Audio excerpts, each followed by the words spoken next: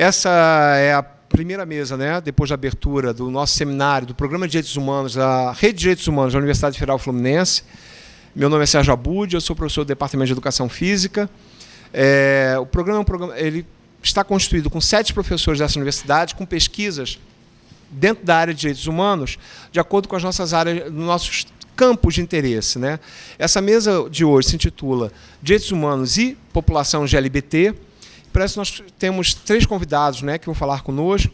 Primeiro, Leonardo Giordano, que é ativista de direitos humanos e ex-vereador do município de Niterói, né, está conosco. Graziela Cupelo, que é presidente do Grupo GDN, Grupo Diversidade de Niterói, que é o nosso grupo mais significativo nessa cidade, que trabalha exatamente com as questões de direitos da população LGBT, com visibilidade, organização, ela vai falar um pouco sobre isso.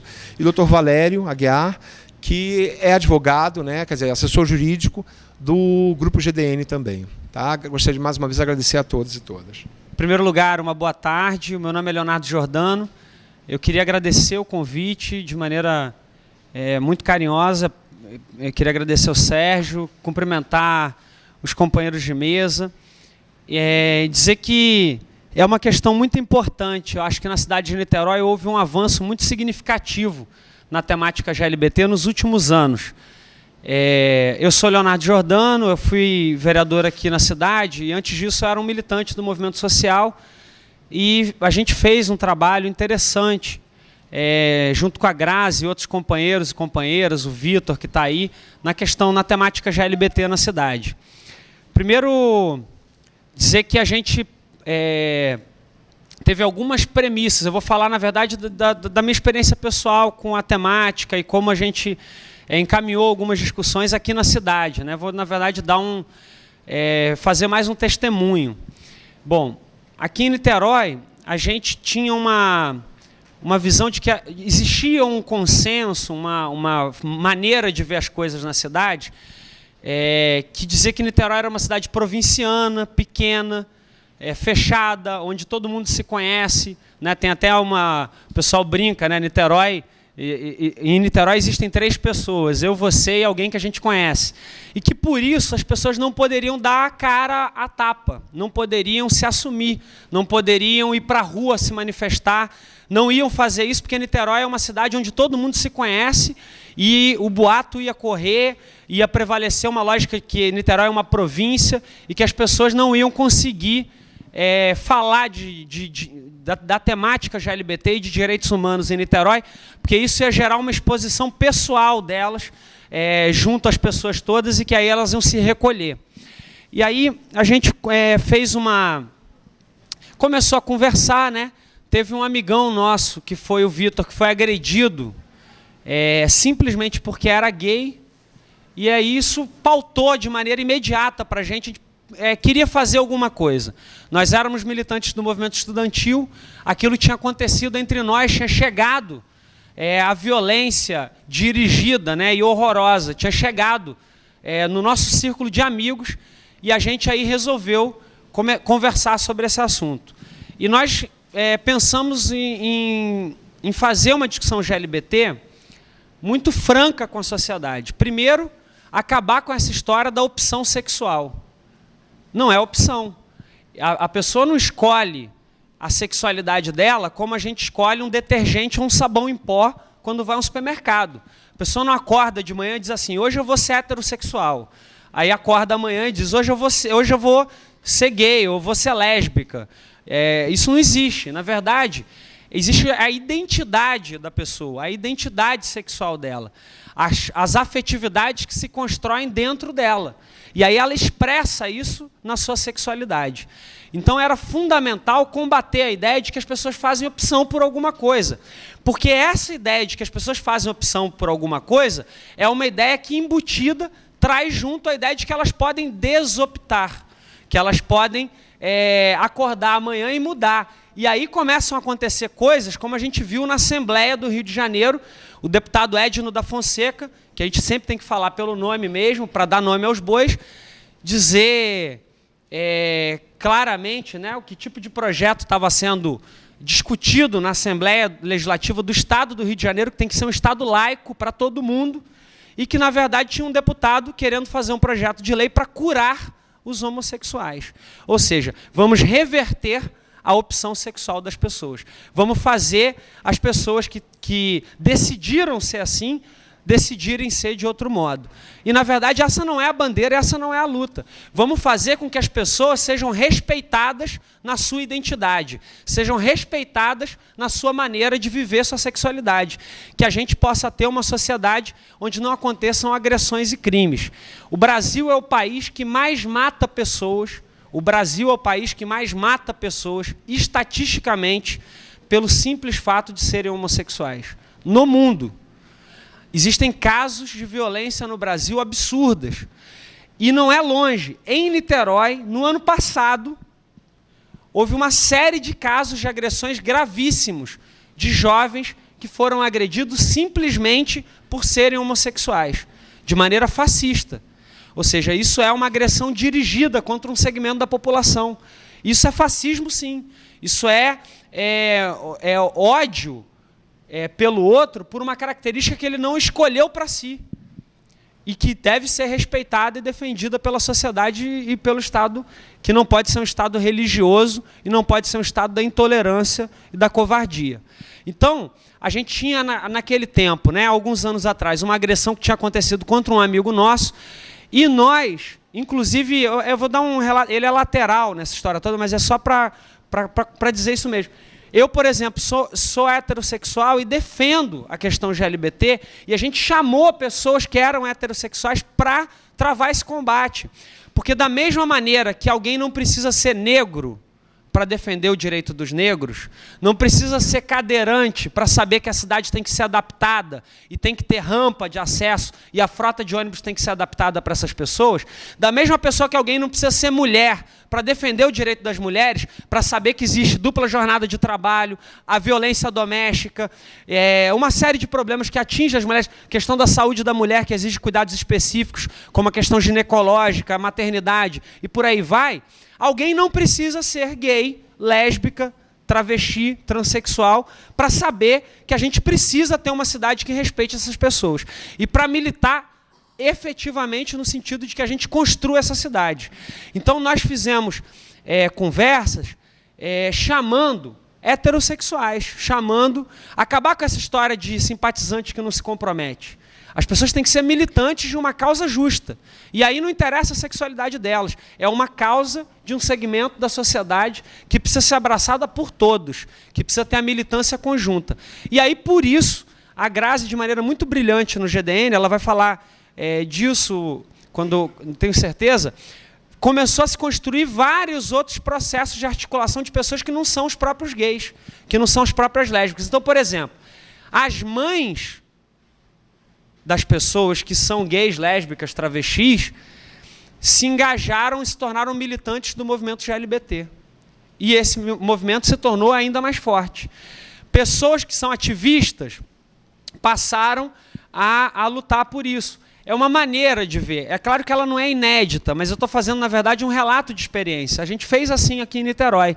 E começamos a tentar fazer o movimento LGBT ser o mais aberto, democrático, e que ele abraçasse o máximo de pessoas possível.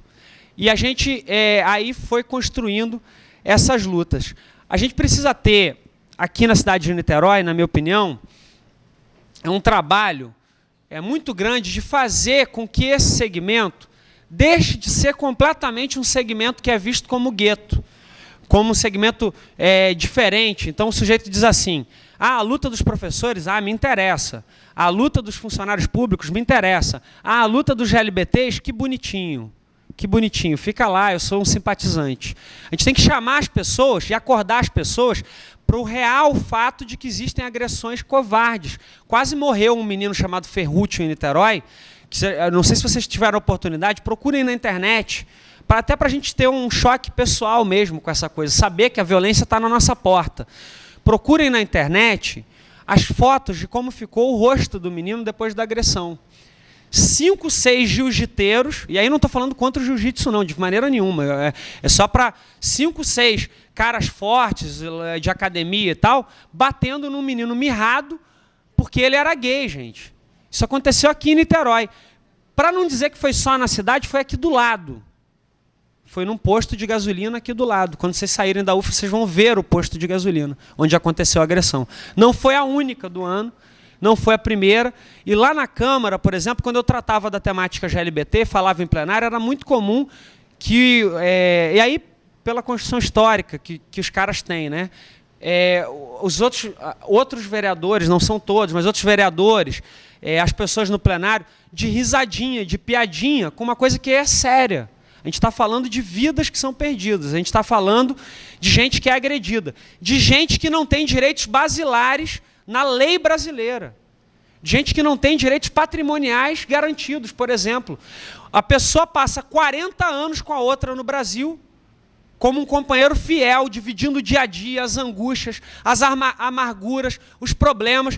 O cara passa 40 anos da vida dele, 50 anos da vida dele com um parceiro afetivo, ou a mulher com a sua parceira, ou seja lá qual seja a relação que está estabelecida ali, passa 40 anos com a pessoa, e depois a família, que lá atrás bateu, expulsou de casa, disse que ia para o inferno por causa da igreja e tudo mais, a família que bateu o tempo todo entra na justiça para pegar os bens. E aquele parceiro que está do lado, muitas vezes fica desassistido, tem que lutar uma longa batalha judicial, porque a gente não tem garantido a união civil no Brasil. Isso não é uma discussão religiosa, é uma discussão laica. Ninguém está dizendo às pessoas que devem seguir essa ou aquela religião, e também não está impedindo que sigam. É urgente criminalizar a homofobia no Brasil, é urgente que haja direitos iguais, é urgente que haja união civil entre as pessoas, para que tenham direitos garantidos. Isso é fundamental, são passos basilares para a cidadania e para a construção do nosso país mesmo, para a construção de uma sociedade que possa garantir direitos iguais às pessoas. Além disso, eu acho que vale menção também, nessa discussão toda, coisas que não são exatamente da lei, mas que são disputas culturais que o movimento GLBT tem que fazer na sociedade, na minha visão. Existe uma disputa cultural muito importante que o movimento GLBT, ao longo do tempo, tem vencido. Que disputa cultural é essa? Não é justo, aí cada um de nós deve se colocar, se não for ele próprio gay, lésbica, travesti, bissexual, mas a gente deve se colocar no lugar das pessoas. Não é justo que a gente viva numa sociedade onde alguém escolhe outra pessoa para amar pela sua vida toda e não tem o direito de sair de mão dada com essa pessoa na rua. Tenha que se privar pela vida inteira de fazer um carinho no parceiro, um carinho respeitoso. Ninguém está defendendo que as pessoas façam sexo em público, ninguém está defendendo que as pessoas sejam lascivas, não é nada disso. Mas você passar a sua existência inteira sendo obrigado a fingir que você não tem afetividades pela pessoa que você tem, gente. Isso é uma escravidão, isso é uma limitação, isso é cruel com as pessoas.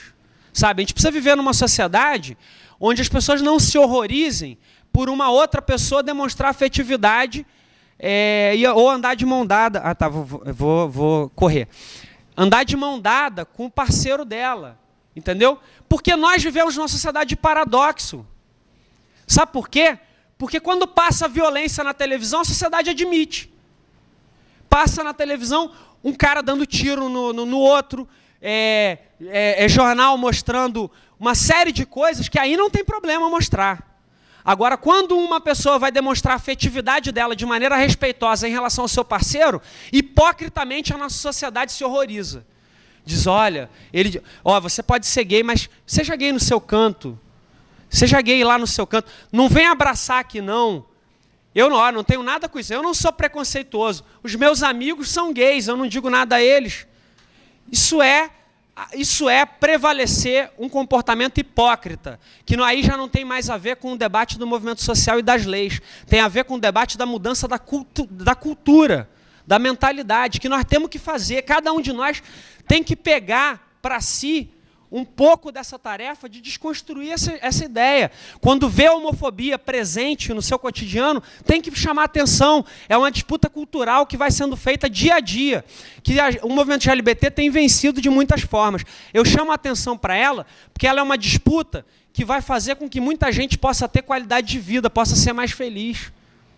E vai demolir muitas hipocrisias que estão construídas na nossa sociedade. Uma sociedade que aceita ficar passando na televisão violência para a criança assistir, mas que dois homens de mão dada é um horror e a criança não pode ver. Não é razoável. Então, para resumir que o Sérgio estava me falando aqui, que o tempo está um pouco limitado, tinha outras coisas para dizer também. Por fim, o que eu queria dizer era deixar uma mensagem de esperança. O movimento GLBT, isso é importante que se diga, já é o maior movimento social de massas do mundo.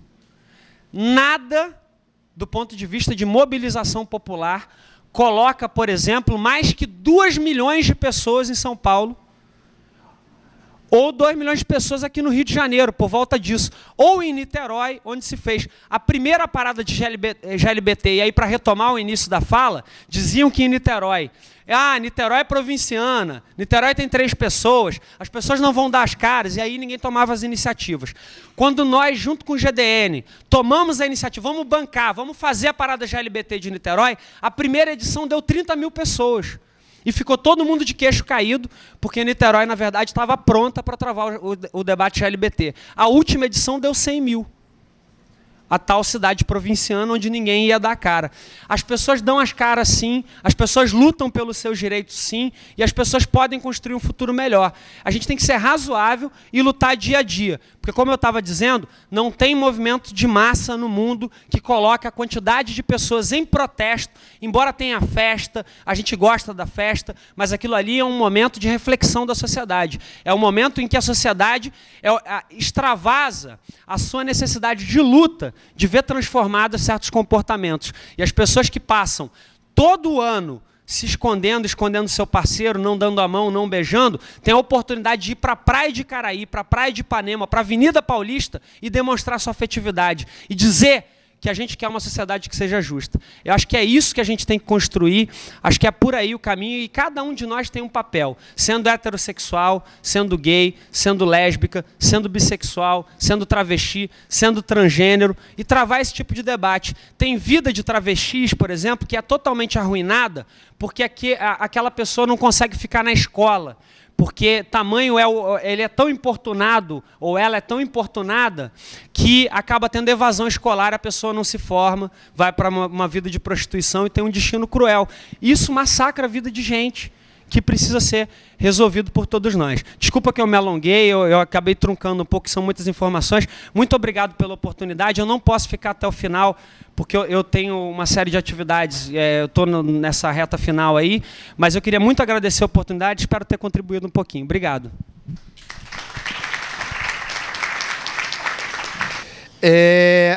Na sua fala, né, você lembrou um pouco do histórico. Eu acredito que todos nós que somos ativistas do movimento GLBT, acompanhamos, principalmente nós que somos de Niterói, né, trabalhamos, vivemos em Niterói de alguma forma.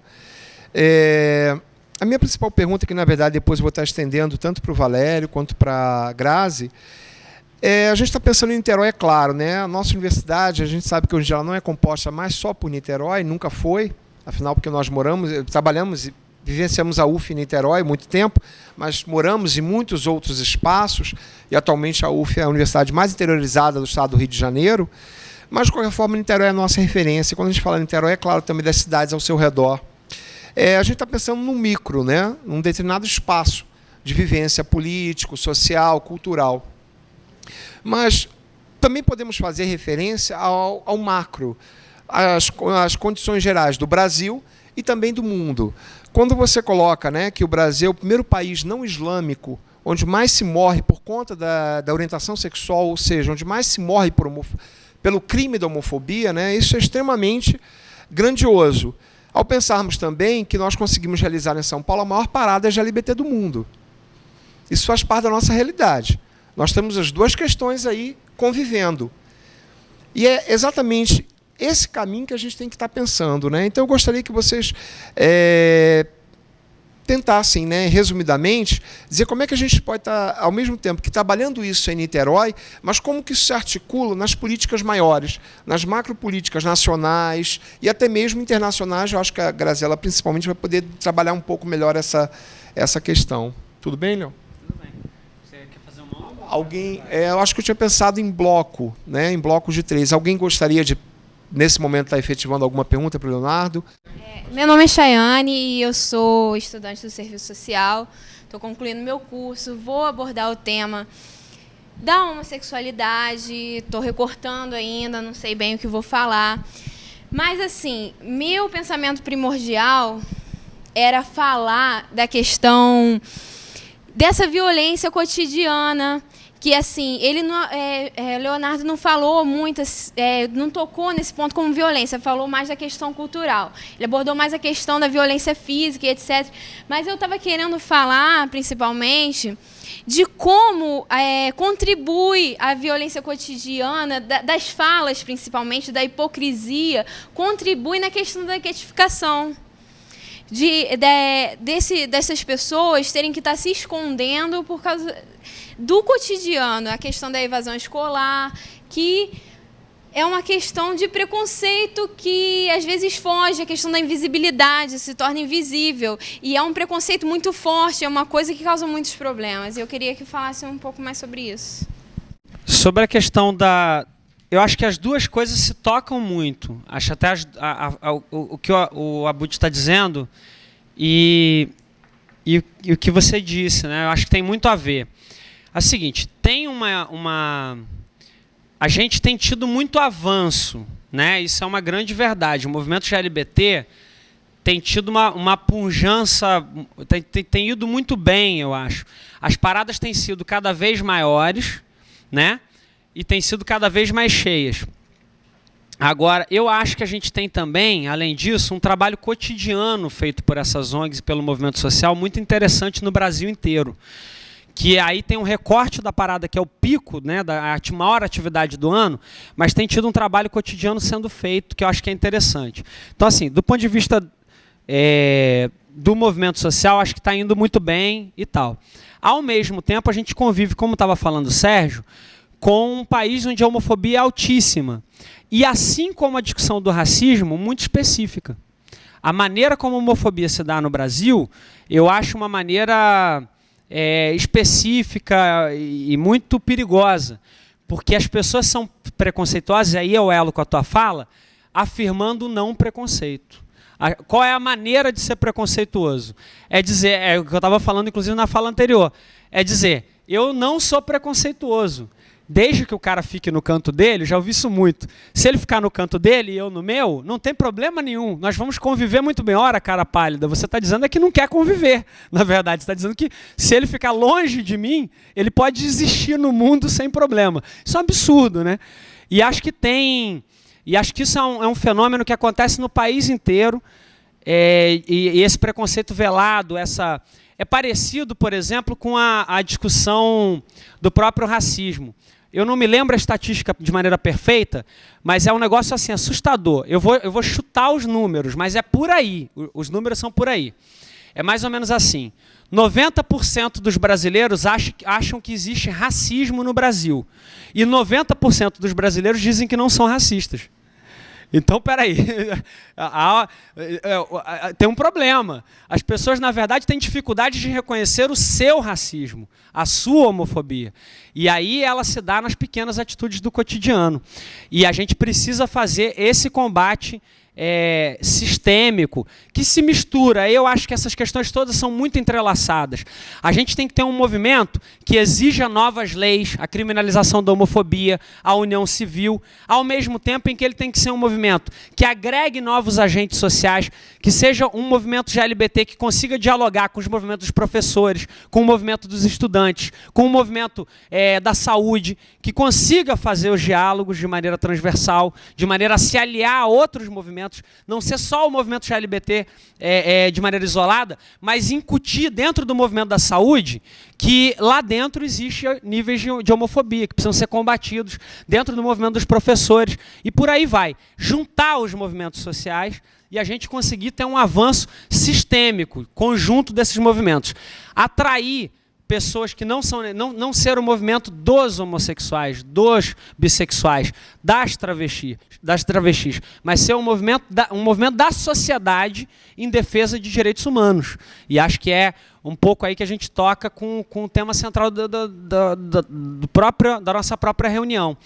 E fazer com que tenha o avanço legal combinado com o avanço de consciência, da disputa cultural e do combate cotidiano à questão da homofobia, que ela é incubada, né? Ela na verdade, as pessoas se assumem hoje em dia de maneira muito corajosa, né, do ponto de vista da sua identidade sexual. Quem não se assume, quem é covarde hoje em dia, é o preconceituoso, que muitas vezes sai no carro de noite para cometer agressão contra jovem, como é o caso de Niterói, mas se ele estiver numa roda onde tenha várias pessoas, ele não se admite como um homofóbico. Ele guarda aquilo dentro dele e expressa de maneira violenta quando tem oportunidade. Então eu acho que tem tudo a ver, assim, a fala que acho que as duas questões têm muito a ver. A gente tem que ter um combate em várias frentes, eu acho que é isso que eu defendo. Juntar os movimentos sociais, as pessoas, combater do ponto de vista legal no parlamento, eleger parlamentares que tenham esse tipo de compromisso, ajudar movimentos sociais que tenham esse tipo de compromisso, participar ativamente das atividades, ter um movimento GLBT atuando o ano inteiro. Acho que isso é uma coisa interessantíssima que o GDN faz reunião de vivência, dá suporte jurídico, dá suporte psicológico para as pessoas, chama para discussão. Acho que isso também é super importante, e conseguir fazer a reversão no dia a dia, e acho que, de maneira geral, o movimento GLBT tem conseguido.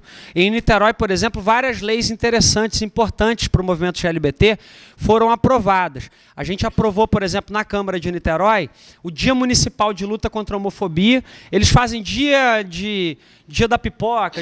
E nesse caso é muito importante, eu quero reafirmar para vocês, porque você coloca no calendário oficial da cidade o reconhecimento de que a homofobia existe e deve ser combatida. E marca um dia de luta, que é até a data de fundação do GDN, para que hajam atividades na cidade para lembrar isso e para poder fazer isso como de maneira oficial. A cidade de Niterói é contra a homofobia. E também a Semana da Diversidade, que acho que foi outra lei, aliás, até uma terceira também. Outra lei importante que foi aprovada, a Semana da Diversidade, que faz com que nas escolas municipais, durante uma semana, a escola pare para discutir cultura da tolerância. Os professores discutindo dentro das escolas com as futuras gerações uma lógica de tolerância, desconstruindo a homofobia, desconstruindo o racismo, o machismo, e fazendo um debate com os estudantes, um trabalho pedagógico que tem que ser o ano todo, mas que agora, pela lei, estão obrigadas as escolas a parar uma semana e trabalhar essas questões. Não é mais uma o professor é legal e ele vai trabalhar isso em sala de aula. Não, ele tem uma obrigação legal de trabalhar essas temáticas na sala de aula. Isso é o reconhecimento da própria cidade de que essa coisa tem que ser feita. Niterói aprovou, por exemplo, uma lei para os servidores públicos municipais que garante direitos previdenciários, uma lei previdenciária para o segmento GLBT. O deputado que eu mencionei anteriormente entrou na justiça para caçar, está uma batalha judicial danada. É fundamental, por exemplo, disputar todos os espaços. O espaço, por exemplo, do judiciário é um dos espaços que tem que ser disputado. A justiça tem que começar, e já tem feito isso, a dar ganho de causa para quem entra com ações que são, evidentemente, coisas corretas, que o direito deveria abarcar, mas tem que travar esse debate também. Acho que isso se liga com o macro nessa medida, porque essas coisas que eu estava falando, que são da lógica de Niterói, elas se aplicam para os municípios brasileiros e compõem um mosaico, que é o mosaico da nação brasileira mesmo. Tem que fazer o combate no plano local, tem que trazer esse combate para a mesa do bar. O cara foi homofóbico, tem que ouvir os nossos argumentos e razões, e ele é que tem que passar vergonha. Esse debate, que parece um debate fragmentado, ele é o debate, eu acho que é um dos debates fundamentais, porque a gente vai ganhar a discussão assim. E tem ganhado a discussão assim. Há 20 anos atrás, há 30 anos atrás, essa era uma discussão muito mais delicada. do ponto de vista da aceitação pela grande maioria da sociedade. A gente está conseguindo ganhar a disputa cultural, ganhar pessoas, ganhar mentes e corações mesmo para uma outra visão, para uma visão libertária, generosa, uma visão realmente que privilegia os direitos humanos.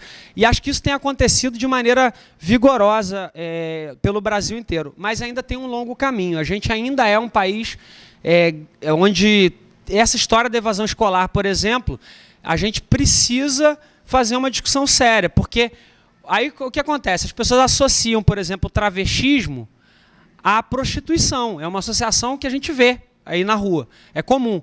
Mas não se perguntam quais são as causas. Que tipo de situações sociais geram essa situação que a gente acaba observando, né? E não dão espaço, o sujeito não reconhece as habilidades, as capacidades daquelas pessoas que estão ali. Eu não sei se eu consegui assim, tocar algumas das coisas que vocês estavam levantando, mas eu acho que é isso.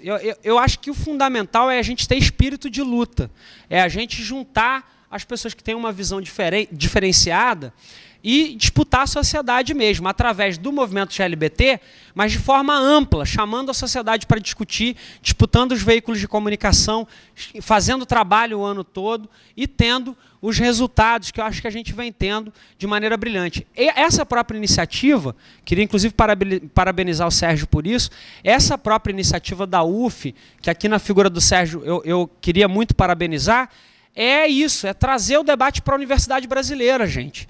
Isso é super importante. A universidade é um centro de conhecimento e que é fundamental, é um espaço fundamental de debate onde a gente tem que estar inserido e tem que estar disputando essas posições em nome daquilo que a gente acha que é a posição correta, a coisa justa. Então, eu queria muito agradecer, pedir 1000 desculpas a vocês, porque realmente eu não posso mesmo ficar, ia gostar muito. Mas queria dizer a vocês que assim, me coloco à disposição para a gente voltar mais vezes, debater mais vezes, e queria deixar esse recado de reflexão a cada um e cada uma aqui, que a gente, ao nosso modo, da nossa forma, nos nossos espaços, que cada um de nós se torne, independente da identidade sexual, um militante de uma causa que é justa, que é correta e que tem tudo para prevalecer, vencer e mudar a vida de muita gente. Muito obrigado.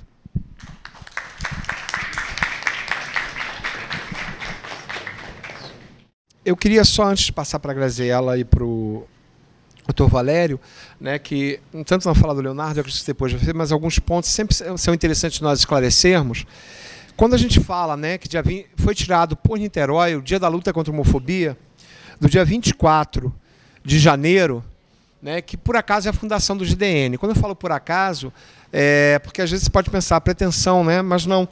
Quando essa lei foi para ser aprovada, ela foi consultada a todos os movimentos sociais na época que trabalhavam com as questões ligadas à população LGBT. O Cidadania Gay é um grupo, né, do qual eu faço parte, que é pequeno, que trabalha muito mais com prevenção, atualmente em instituições de ensino, mas também com população de profissionais de sexo. Ao segmento da universidade, que já fazia parte, ou seja, ao DCE, aos partidos, foi consultado por todos e por essa data específica, que era uma data simbólica, considerando que o GDN conseguiu, em pouco tempo, com uma construção efetiva de tudo que a gente vinha lutando há muito tempo por esse município, né? Uma outra questão muito importante a gente discutir, né? A maior parte de vocês são alunos e alunas nossas aqui da universidade, né? Alguns eu conheço de vista, alguns estão aqui de extrema boa vontade, porque são meus bolsistas, né? Então, por isso que a gente conhece melhor ou não. A gente tem uma rede em Niterói, que é a Reduzaides, né? A Denise está aqui, né? Não só pela fundação, mas é uma amiga nossa, parceira de luta, que é uma das pessoas que está conosco na rede, que é uma rede sobre educação, né, e saúde, que funciona exatamente com as duas esferas.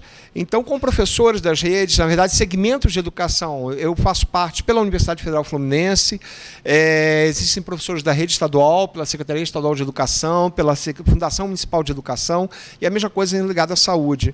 Então, nós temos outros espaços em Niterói, onde, na verdade, esses temas são temas abordados por todos nós em construção. Na própria universidade, A UF é uma das universidades referência no Brasil sobre estudos da homossexualidade, né? Nós chamamos de homocultura. Nós tivemos um congresso agora em São Paulo, que foi da ABE, Associação Brasileira de Estudos da Homocultura, que nasceu nessa universidade.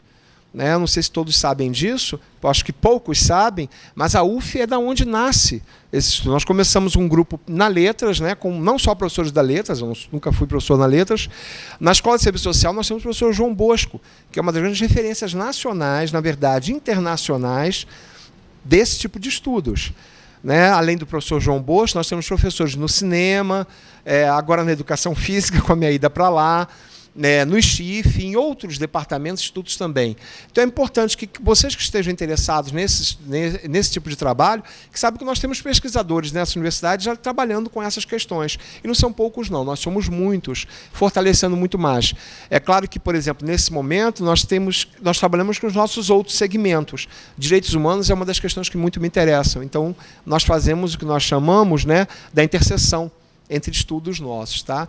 Eu gostaria de então passar para a Graziela Cupelo, como disse antes, presidente do grupo GDN, para quem ainda não estava presente. Grazi. Assim, é muito difícil falar, realmente, depois do Leonardo. Assim. Eu acho que se o Leonardo não fosse realmente o nosso representante na Câmara, ele seria realmente um líder nato de movimento social. Assim. Mas, como eu já sabia que ele ia falar, eu procurei fazer um trabalho diferente, né, do que a gente costuma realmente apresentar. Então, eu fiz um pequeno resgate jornalístico de umas 200 páginas, que eu vou ler para vocês. Estou brincando.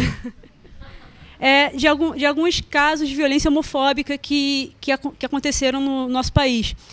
Só que o objetivo desse resgate que eu fiz, um resumo de 200 páginas, é porque realmente a gente precisa chocar mesmo as pessoas para o que está acontecendo, sabe? Porque é muito grave. Como já foi dito aqui, o Brasil é o país onde mais pessoas morrem, cara, por amar diferente. Simplesmente isso, não tem outro motivo, sabe? E esse tipo de crime, né, não é reconhecido. As pessoas falam, tem até casos aqui que as pessoas dizem, foi crime passional, foi crime, foi assalto, foi não sei o quê. As pessoas realmente não sabem realmente o motivo que foi levado aquela pessoa a morrer. Né? Quanto à legislação, depois o Dr. Valério vai falar um pouquinho mais a respeito, né? Que no Brasil, você, quando sofre algum preconceito por ser negro, isso está na lei. É racismo, é crime de racismo. Só que, para quem sofre algum preconceito por falta de tolerância, por orientação sexual, isso ainda não é reconhecido. E a gente está na luta realmente para que isso aconteça. Eu vou ler algumas coisas aqui para tentar realmente trazer à tona o quanto é importante a nossa luta. Né? Deixa eu aqui, olha. Jovem de 21 anos foi espancada pelo marido ao pedir o divórcio, por estar apaixonada por outra mulher. A dona de casa registrou queixa, foi expulsa de casa com a roupa do corpo e teve que disputar na justiça a guarda do filho. Entra um caso muito grande de machismo também, porque às vezes o crime de preconceito com relação às lésbicas, às vezes, na maioria das vezes, tem essa origem do machismo dos homens, né? Porque, por mais que a gente não saiba, o preconceito às vezes é disfarçado de fetiche, né? Fetiche erótico, assim, quando dois homens andando de mãos dadas na rua, não, que isso, que absurdo, dois caras barbados, não sei o que, andando na rua. Agora, quando é duas meninas, queria estar no meio, que não sei o que, isso é preconceito também, né? Tem alguns mais graves aqui. Sulamita Galdino de Andrade, 22 anos, lésbica, foi morta com tiro a queima-roupa na nuca por volta das 9 horas do sábado em sua casa. Nenhum vizinho quis prestar declarações com medo de represália. A única informação é que um homem branco, de 22 anos, arrombou a porta e efetuou os disparos. Ao que tudo indica, a família sabe quem cometeu o assassinato. O crime tem uma conotação de vingança passional e suspeitas recaem sobre o ex-companheiro da vítima. Esse foi um caso que eu vou ler agora que chocou muita gente porque feriu um militante muito importante do nosso movimento, que foi Adamor Guedes. Um dos maiores líderes do movimento gay no Brasil, Francisco Adamor Lima Guedes, 40 anos, foi morto com uma facada no pescoço na madrugada do dia 27 de setembro de 2005, em seu apartamento na Zona Sul do estado do Acre. O crime aconteceu por volta de 1h e os suspeitos Ronildo Mendes da Silva e Adriano de Souza confessaram a participação no assassinato e foram e foram libertos depois. Adamor era presidente da Associação Gays e Lésbicas Travestis e sua morte causou comoção entre os líderes da comunidade homossexual e entidades defensoras dos direitos humanos no Brasil e no exterior. Gay amarrado e recebe marteladas na cabeça em São Paulo. O gerente Carlos Alberto Ximenes, 32 anos, foi amarrado em seu apartamento em Pirituba e levou várias marteladas na cabeça, sendo autor dessa violência Cláudio, que foi de 27 anos, que foi preso a seguir e libertado depois por falta de provas, mesmo tendo confessado. Edna Fernandes Leocário, 26 anos, lésbica, comerciante, foi assassinado com 4 tiros no tórax no dia 7 de novembro de 2007, foi isso, por volta de 9h40. O assassinato aconteceu na quadra 2 do seu estabelecimento, no setor oeste Gama. Foi socorrida e não resistindo aos ferimentos. Amigos da vítima também foram atingidos e, segundo a polícia, Edna foi vítima de homofobia, morta porque é homossexual. Os suspeitos já estão sendo investigados pela polícia. A delegada Marta Vargas, da VSDP, diz que 2 homens atiraram na vítima e acrescentou que a mesma namorava uma pessoa do mesmo sexo, que o crime poderia ter sido encomendado por um ex-namorado seu. O amigo Francisco, que também foi atingido, disse que os homens queriam matá-la de qualquer forma e os assassinos continuam desconhecidos. Um outro caso, como foi comentado aqui antes, que foi o nosso amigo Ferrúcio, né? Como o Léo mesmo disse, aqui em Niterói todo mundo se conhece e Ferrúcio era muito conhecido pela gente, mesmo tendo assumido a sua homossexualidade 6 meses antes de ter sido brutalmente agredido. Assim, eu queria realmente ter trazido as imagens, não consegui arranjar o projetor. Realmente é incrível como esse tipo de crime acontece. Assim, e na maioria das vezes é com retoque de crueldade mesmo, sabe? Tem um caso aqui eu não vou ler agora para não ficar muito chato, mas que é importante todo mundo saber de travestis e mulheres lésbicas que são mortas e estupradas com cabos de vassoura, com garrafas PET. Né? Tá aí realmente a necessidade da gente ser mais militante dessa causa, assim, de realmente reunir pessoas por essa causa, porque está acontecendo no Brasil um verdadeiro, como diz o nosso amigo Motti, né, que a gente costuma falar de homocausto. Enquanto nos Estados Unidos 25 pessoas morrem por ano, né, 27, no Brasil morrem 100 e poucas pessoas por ano. Uma a cada 2 dias. Uma a cada 2 dias. E os estados mais acontecem esse tipo de crime são no Nordeste e na região norte do Brasil. Mas não se engane que aqui também o segundo do Brasil. Não se engane que isso também não acontece por aqui, acontece. E muitas vezes também as pessoas acabam não indo na polícia, não delatando, não denunciando o que aconteceu por medo mesmo de botarem a cara nos jornais, de mostrarem a sua orientação sexual. E o que mais não facilita o nosso trabalho, o que dificulta mesmo, uma coisa que a gente tem, até eu com o Dr. Valério, que a gente tem encaminhado denúncias, entendeu? Junto com as vítimas de homofobia. O próprio Leonardo também ajudou a gente a encaminhar várias denúncias, porque as pessoas realmente, quando chegam numa delegacia, como já aconteceu muitas vezes, inclusive com o companheiro Vitor, que foi o que deu origem à fundação do GDN, o delegado simplesmente não quer registrar, sabe? Por alguma desculpa, por alguma coisa. Então, realmente, é preciso ter a companhia de uma ONG, de pessoas que vão junto com ele, que vão lutar junto, e esse é mais ou menos o nosso trabalho. Eu queria, para terminar, ler um depoimento muito importante de uma menina de São Paulo. No sábado, 18 de junho, minha irmã, que tem apenas 17 anos, foi agredida por skinheads dentro da pizzaria Vitrine, localizada na Rua Augusta. Ao pagar a conta junto com 3 amigas, se dirigir à porta da saída, 6 homens, aparentemente comuns, começaram a abusar de 2 delas, passando a mão, pegando pelo corpo. Ao ouvir reclamações das amigas, minha irmã virou-se para trás para ver o que estava acontecendo e foi surpreendida com um soco na cara, dado por um deles, que levantou e segurou pela jaqueta. Nervosa, ela começou a questioná-lo por que tudo isso. Ele a largou e os amigos dele começaram a rir, dizendo que foi um engano, porque ele havia confundido ela com um homem. Depois disso, outras pessoas se envolveram para defendê-la. Ela saiu do local, chamou a polícia. Quando a polícia chegou, elas mostraram quem eram os agressores. E acreditem, né, o agressor e os amigos estavam consumindo normalmente no mesmo local onde aconteceu o crime. né? Como se nada tivesse acontecido. A polícia entrou armada, apontando armas e levaram para fora do local, fazendo uma geral, né? A revista. Um dos policiais foi conversar com ela, perguntando se ela era de banda feminista. Ela disse que sim. E ele respondeu, então tá aí, foi esse o motivo, você toca numa banda feminista. Esse é o motivo para você apanhar. Foi isso mais ou menos, foi essa exatamente a fala do policial, né?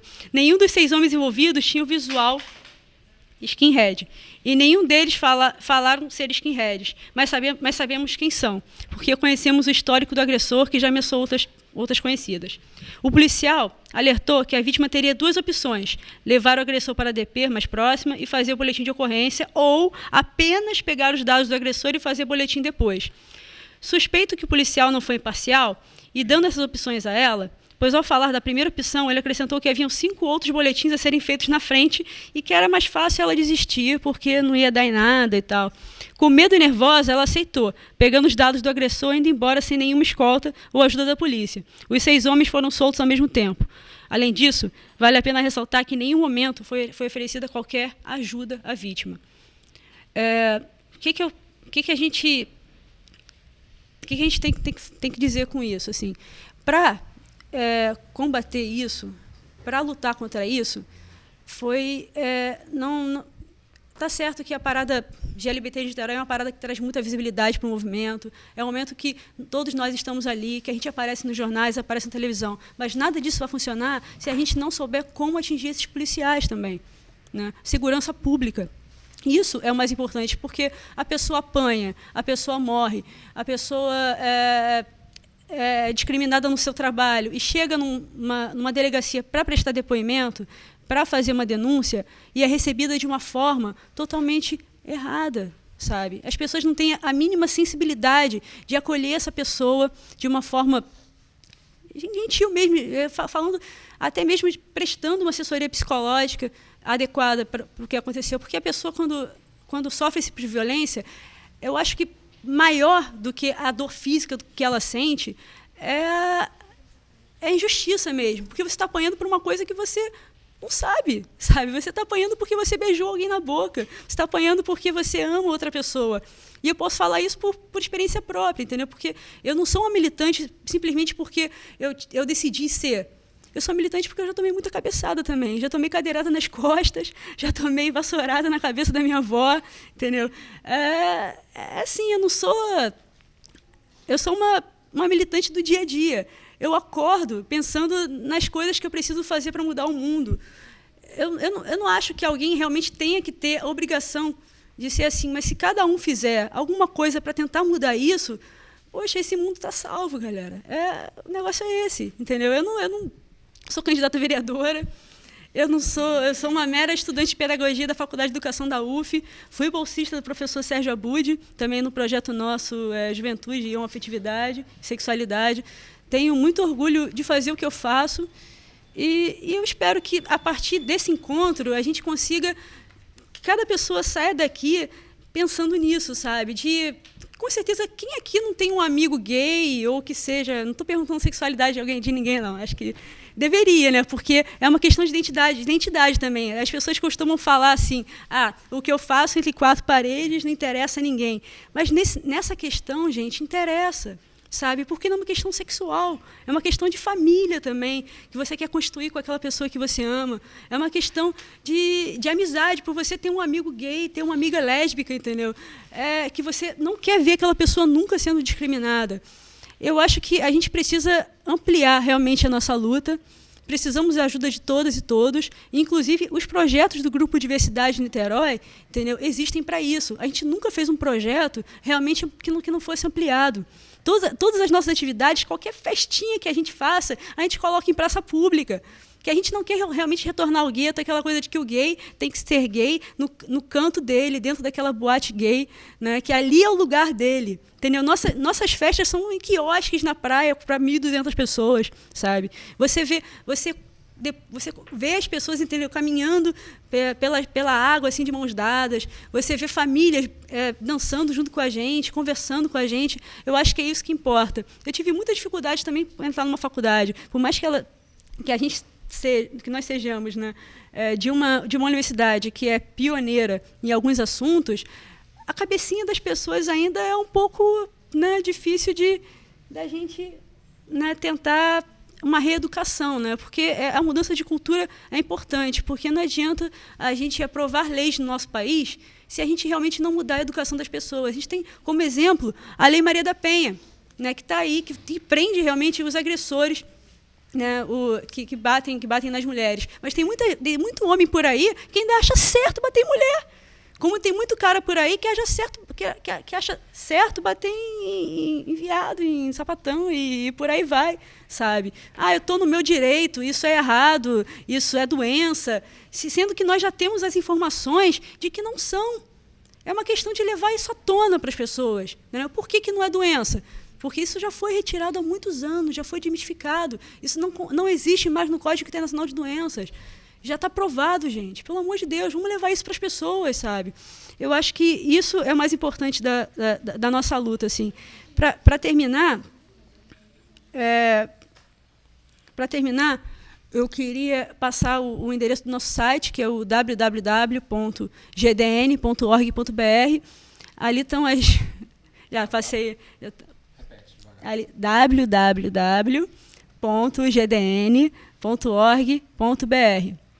Isso, ali estão as informações necessárias de como encontrar a gente, precisou de ajuda ou quer ajudar, procura a gente, porque nós precisamos mesmo de vocês.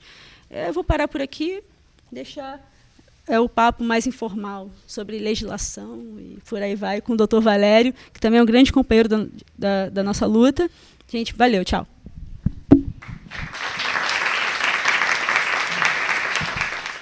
Boa tarde a todos. Meu nome é Valério Aguiar, sou advogado, também formado pela UF, né? Meu escritório é aqui perto, e já há uns 2 anos eu venho trabalhando com o GDN.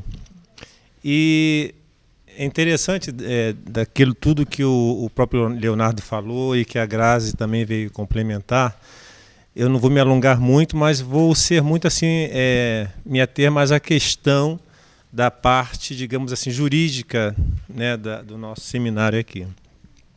Eu acho, na minha opinião, pela experiência que eu tenho tido, de acompanhar da assessoria, essa questão jurídica do movimento GLBT, é o seguinte: eu como advogado, né, porque no próprio ambiente da advocacia existe um certo preconceito de que os advogados às vezes não se intrometem, né, não abracem as causas que surgem, né, no decorrer dessa luta.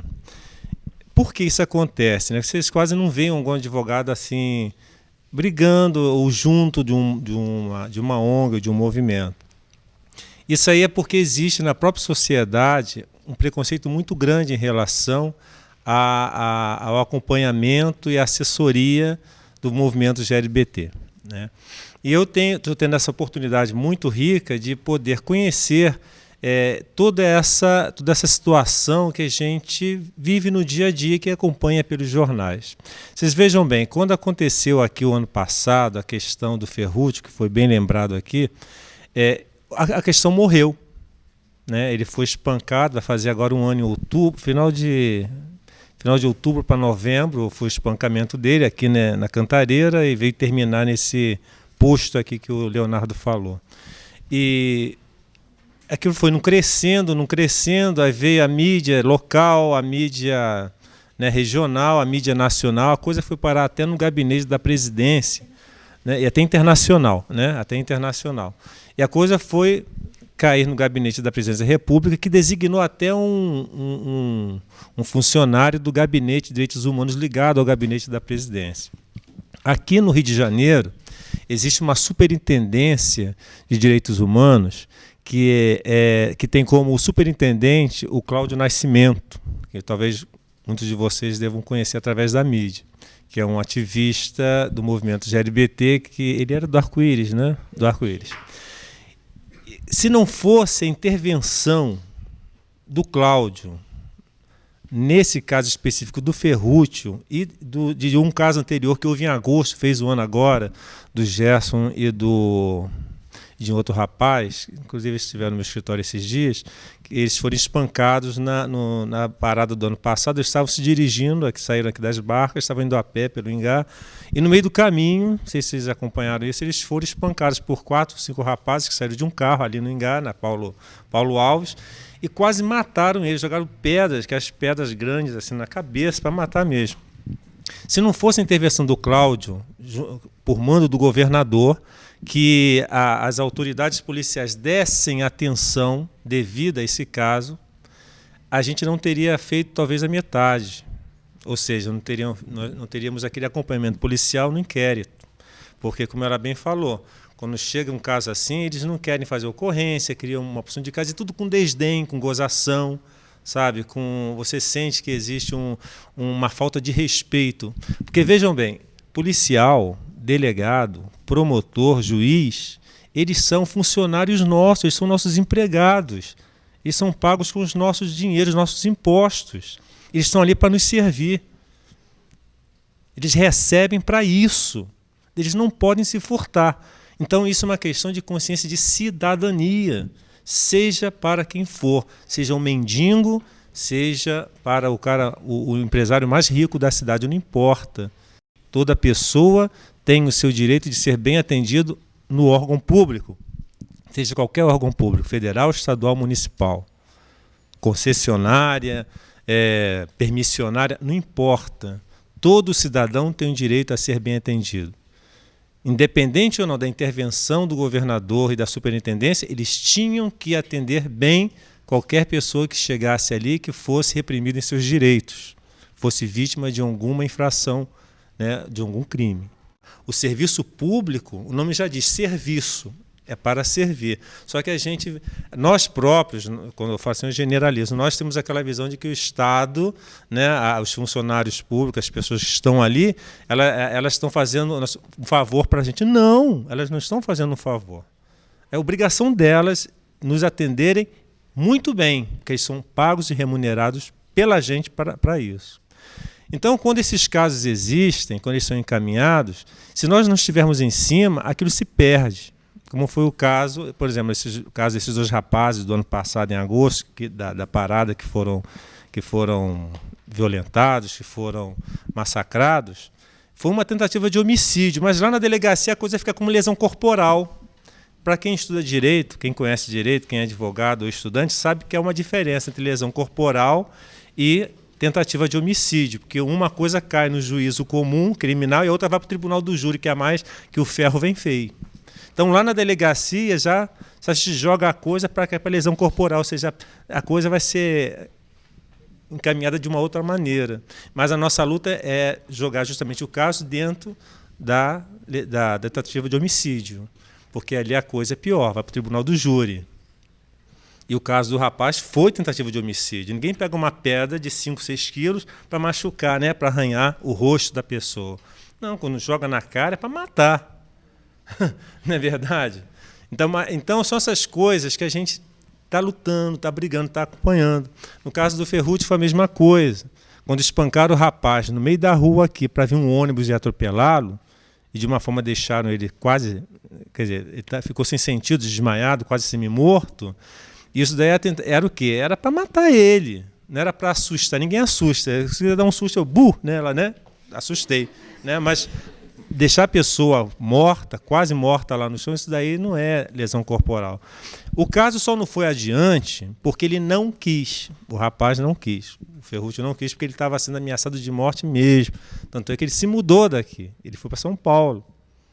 Aqui ele tinha tudo a favor dele. Tinha a mídia, tinha as instituições, o GDN, a OAB, o Estado com a superintendência, até a presidência da República estava dando uma assessoria, um certo apoio, mas a cabeça que estava para ser guilhotinada não era a minha, era a dele.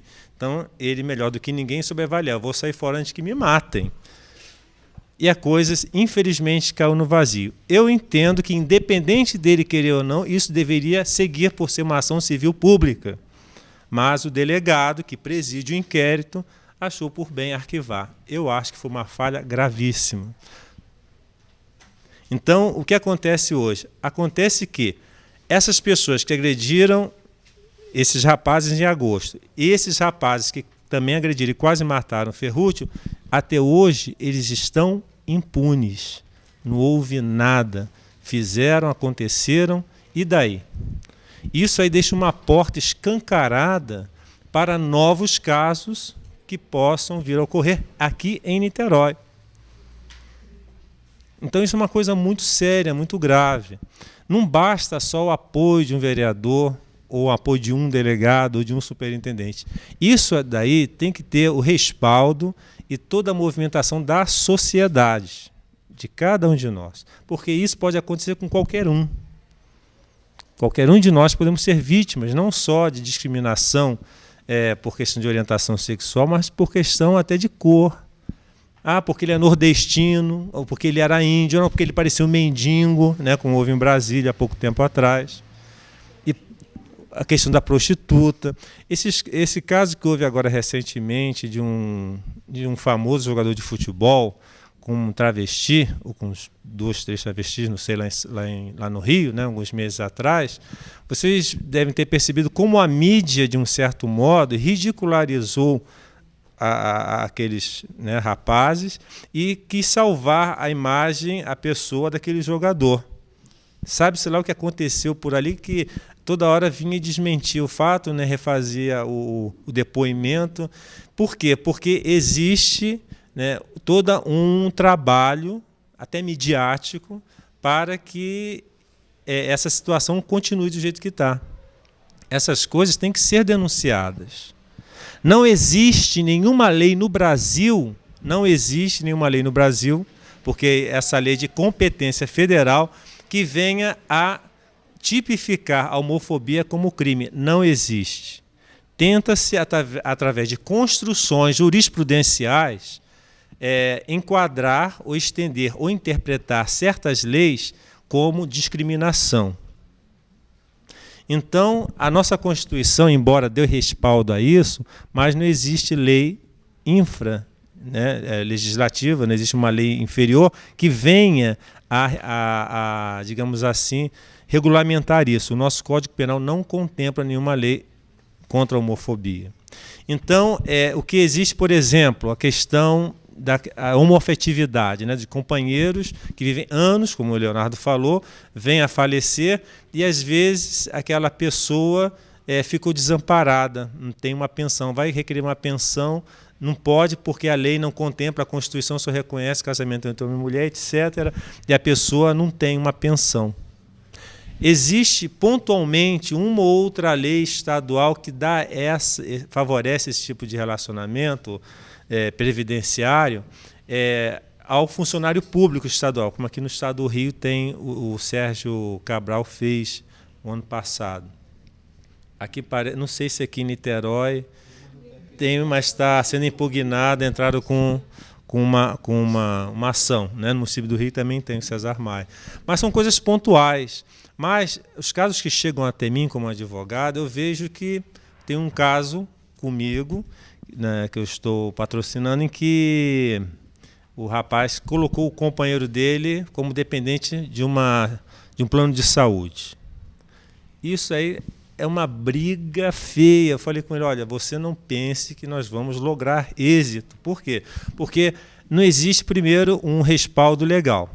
Não existe previsão legal para isso. Eles vão se bater em cima disso. E nas jurisprudências, que eu já fiz pesquisas aqui no Rio, que é um tribunal muito conservador, a gente pode até ganhar aqui em primeiro grau, aqui em Niterói, mas no recurso nós vamos fatalmente perder. Só houve um caso em que esse plano de saúde, essa empresa, perdeu, porque o advogado deles perdeu o prazo de recurso, transitou em julgado.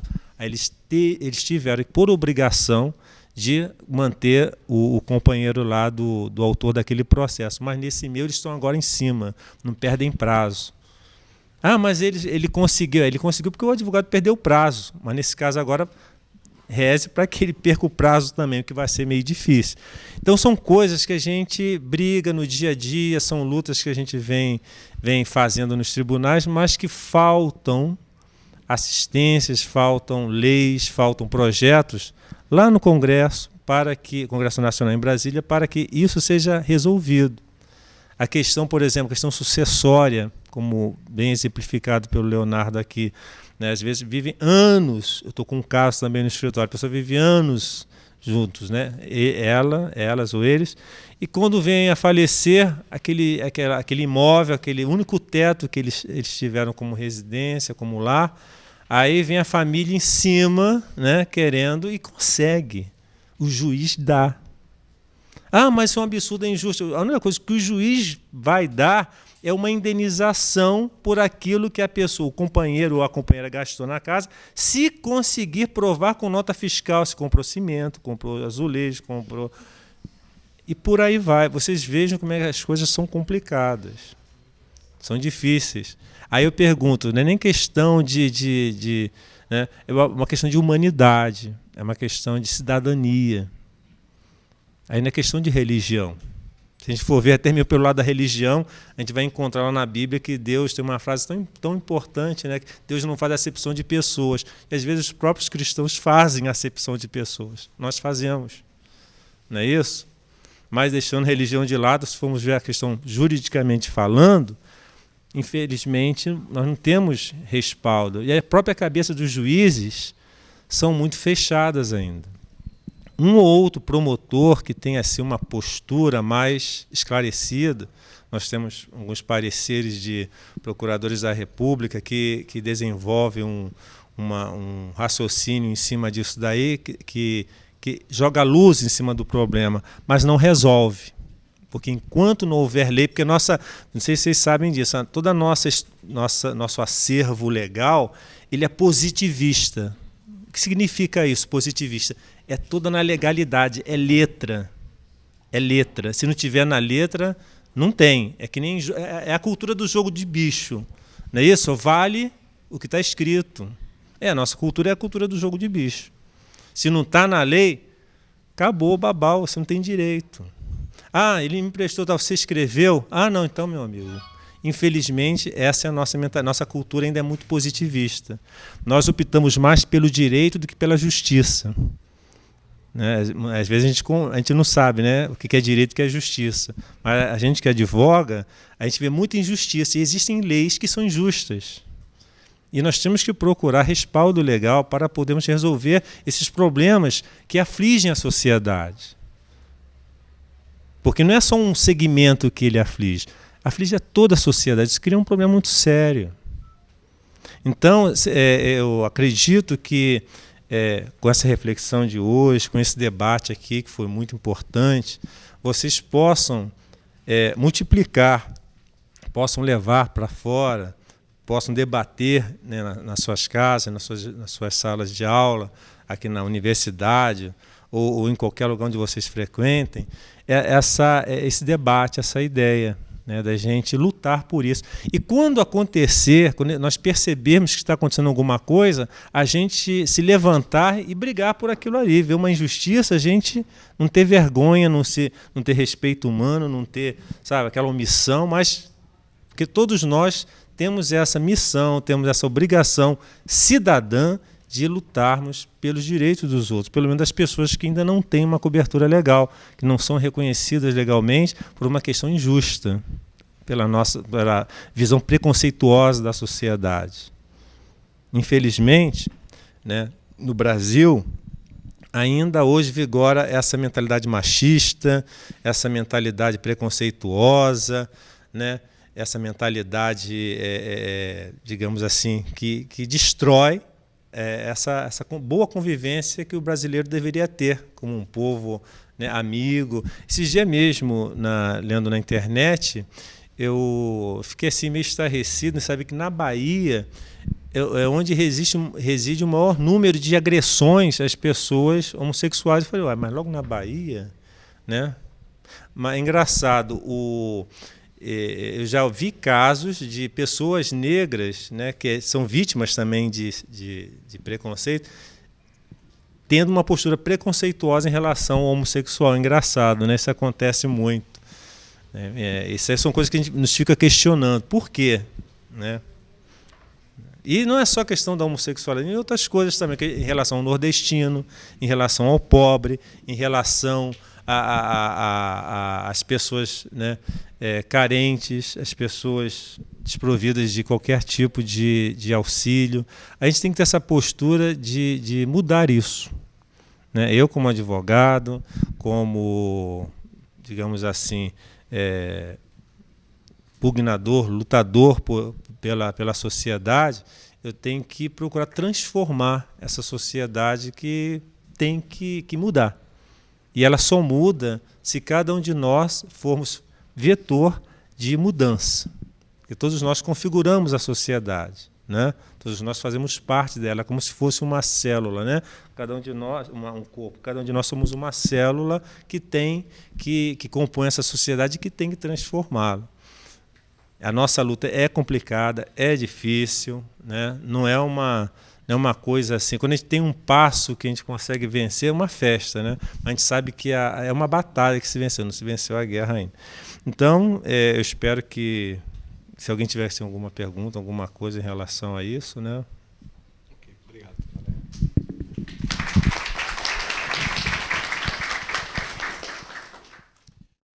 Boa tarde a todos, meu nome é Jennifer, eu sou estudante do Serviço Social.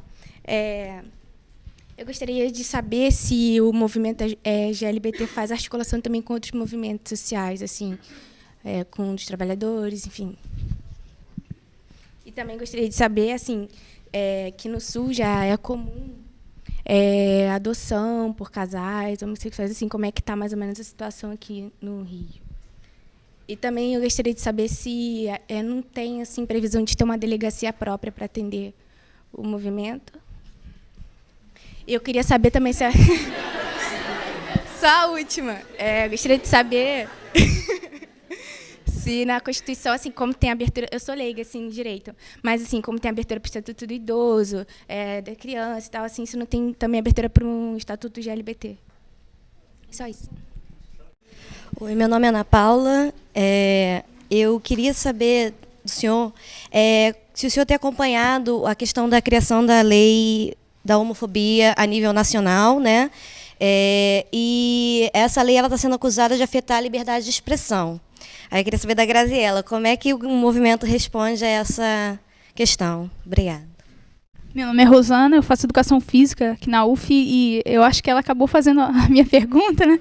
Acho que é PL 122, não sei, o projeto de lei sobre essa questão da lei da homofobia e realmente está tendo um grande debate, né, por parte dos religiosos contra essa lei, né?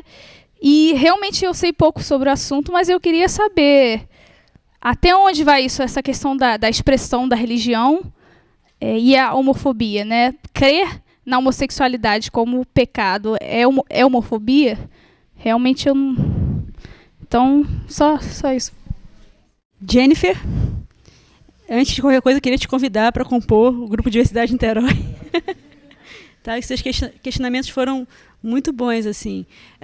Com relação à articulação com outros movimentos sociais. Primeiro de tudo, a gente não é só gay, não é só lésbica, não é só bi, não é só trans, só travesti. Eu sou estudante, o Valério é advogado, tem outros... Todo mundo tem a sua profissão, exerce a sua cidadania, paga seus impostos.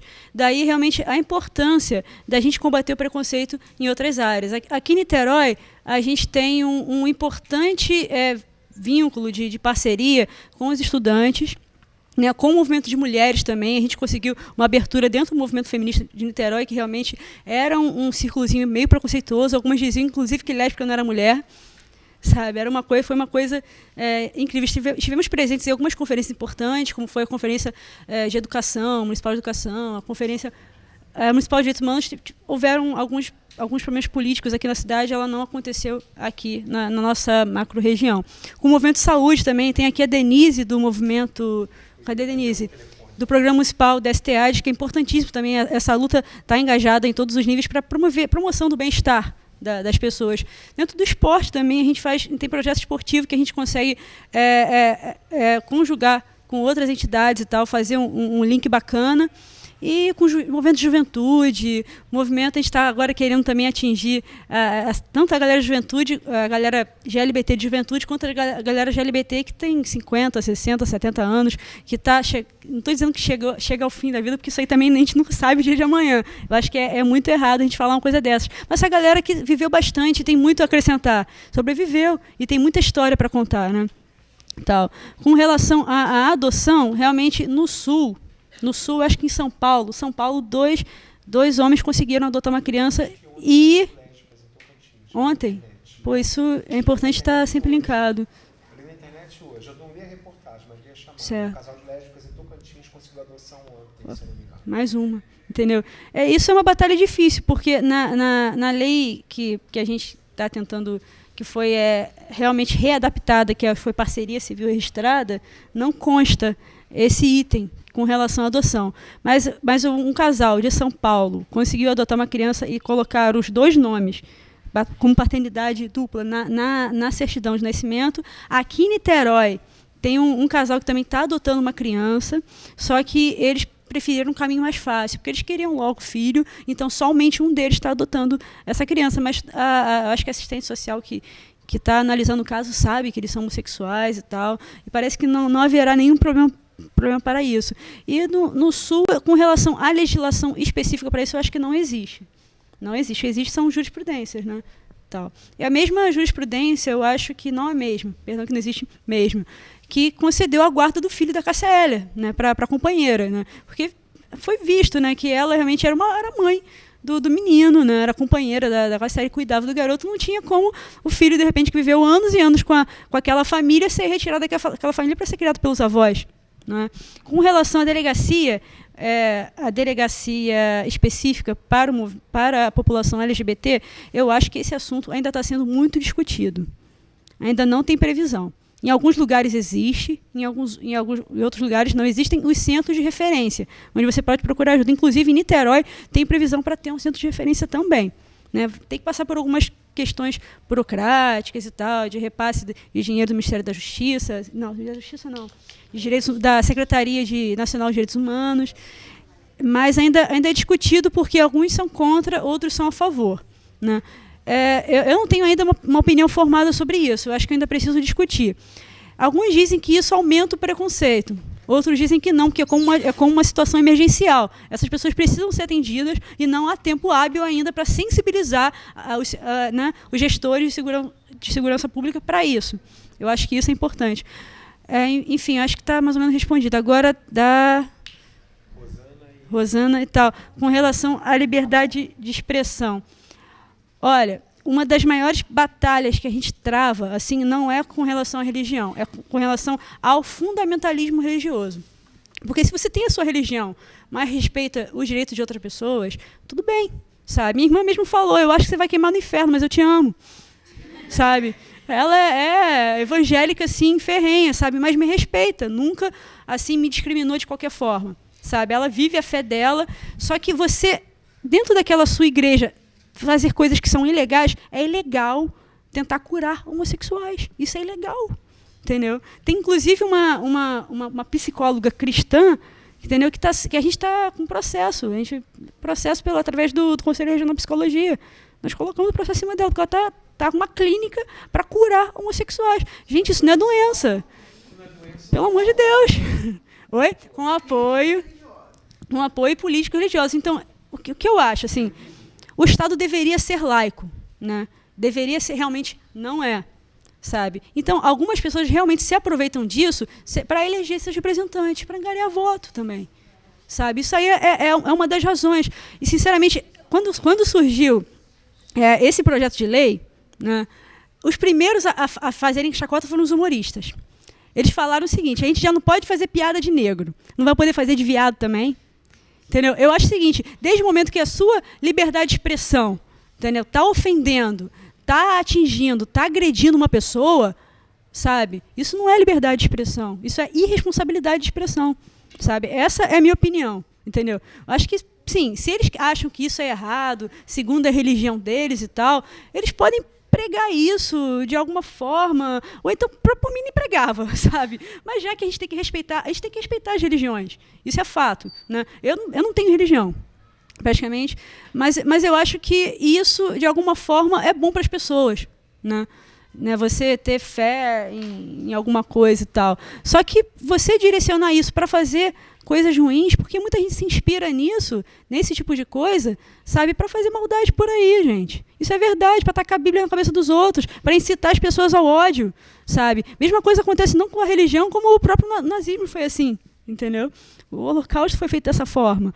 Então, eu acho que esse assunto ainda vai ser muito discutido, mas de antemão as coisas precisam ser realmente separadas. O que é religião, cabe à religião, e o que diz relação aos direitos civis é outra coisa muito diferente. Você tem a sua religião, eu vou respeitar, mas desde o momento que você me respeite enquanto mulher lésbica assumida. Sabe? Eu tenho o direito de viver isso, e não é nenhuma religião que vai dizer que eu sou uma doente ou que eu sou uma pecadora. Sabe? Então, guarde para si, pelo menos é isso que eu acho. A Grazi colocou aqui uma situação, é bom a gente ter sempre esse delineado uma coisa.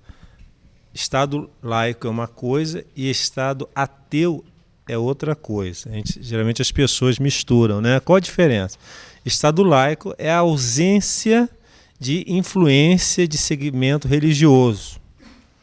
E Estado ateu é aquele Estado que tem uma postura religiosa, que é o quê? Negar a existência de Deus, né? São duas coisas bem diferentes, né? Então, a luta na República é o quê? É o Estado laico, ou seja, sem influência de segmentação religiosa. Eu sou católico, mas eu acho que o Estado tem que ser, de fato, neutro em relação a isso, não ateu, né? Porque o ateísmo já é uma postura religiosa. Então, o que acontece? O Estado laico ele tem que ver a necessidade dos indivíduos independentemente da sua profissão religiosa ou da sua confissão religiosa. Quando se coloca essa postura, né, que essa lei, né, um dos argumentos que eles lançam mão é que essa lei ela vai contra a liberdade de expressão, né? Ora, a liberdade de expressão ela é agasalhada pela Constituição Federal. O artigo 5º da nossa Constituição, que fala sobre os direitos e garantias individuais, ventila e fundamenta essa questão da liberdade de expressão, inclusive a questão da censura, etc. Só que, inclusive essa semana, não sei se vocês viram, saiu na internet também, houve um programa do Cacete e Planeta, acho que da semana passada, e está lá na internet, eu vi, de um quadro em que eles fazem uma paródia, uma brincadeira com os candidatos. Então eles inventam aqueles partidos, né? E apareceu um candidato lá que os atores fizeram de um rapaz que não tinha os braços e as pernas. Não sei se vocês viram isso, viu? Né? O Zé Toco, que, né? Eu não roubo porque eu não tenho mão. Também se eu roubar não vou poder sair correndo. A OAB entrou com uma ação, né, contra esse tipo de coisa, alegando preconceito, né? Alegando preconceito, né? Usando, né, de uma situação de uma das pessoas portadoras de deficiência para, né, isso é uma discussão lá da ordem com a produção da Rede Globo, né? Mas o que eu quero dizer é o seguinte: isso fere a liberdade de expressão? A Globo argumenta isso. A OAB diz que não, que o que está havendo é uma humilhação de uma situação dos cidadãos que se encontram nessa condição de portadores de deficiência. Então, a mesma coisa, o mesmo argumento que a OAB usa para, né, digamos assim, mover esse processo, a gente pode também lançar a mão dele aqui. Quando se fazem piadas, quando, né, fazem referências jocosas, isso é humilhação. Ninguém quer ser humilhado, né? Eu, por exemplo, me sentiria constrangido e humilhado se alguém começasse a fazer piadas que todo advogado é ladrão.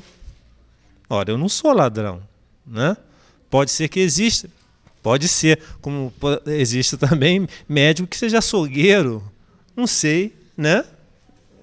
Isso aí eu não vou, entendem? Então, eu acho que é questão de bom senso, né? E se essa lei vem justamente para reprimir esse tipo de postura, é porque ela surge de uma necessidade social.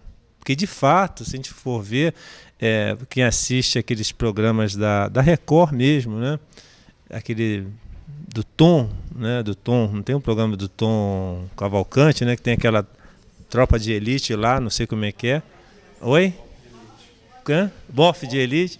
E sempre as coisas, aquelas piadas deles que sempre tem voltado para a conotação sexual. Já notaram isso? Tudo é conotação sexual e geralmente focada na questão da homossexualidade. É impressionante, né? Como se isso fosse uma coisa, mas porque isso aí cria estereótipos, criam modelos de comportamento que a gente sabe que as pessoas não são assim, né?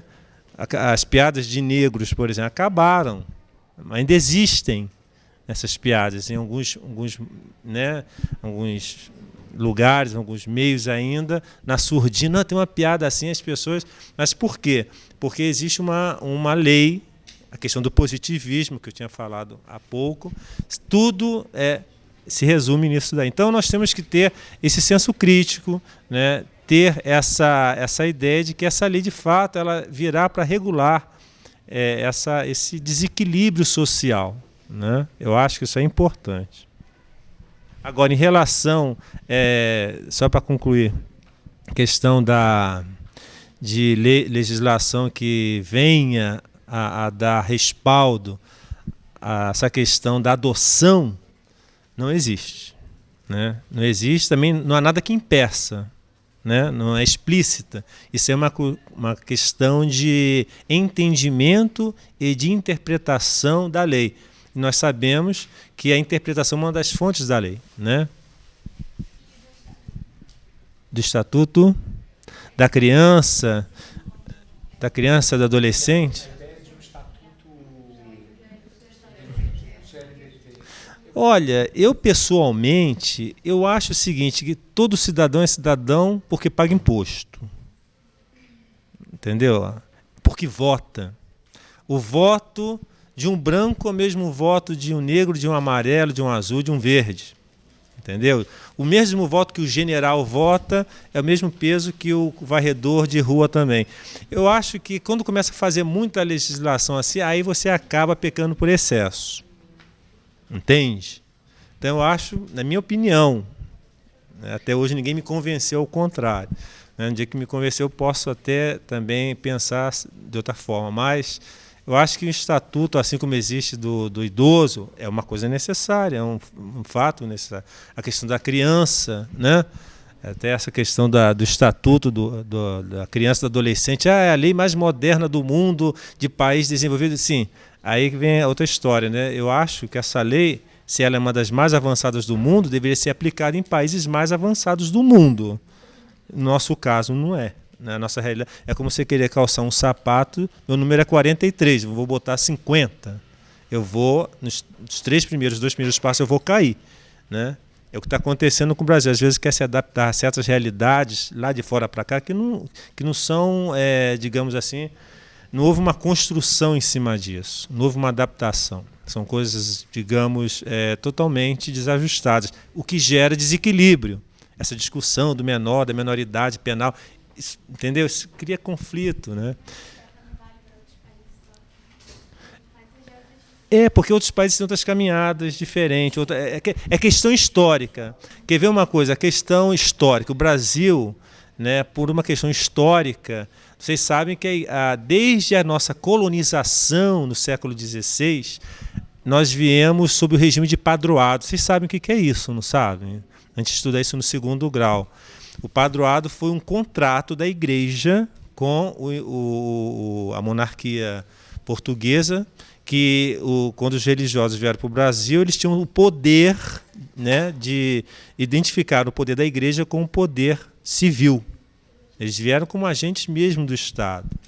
E ainda hoje existe, apesar de mais de 100 anos da proclamação da República, da desvinculação, ainda existe essa mentalidade de padroado no Brasil.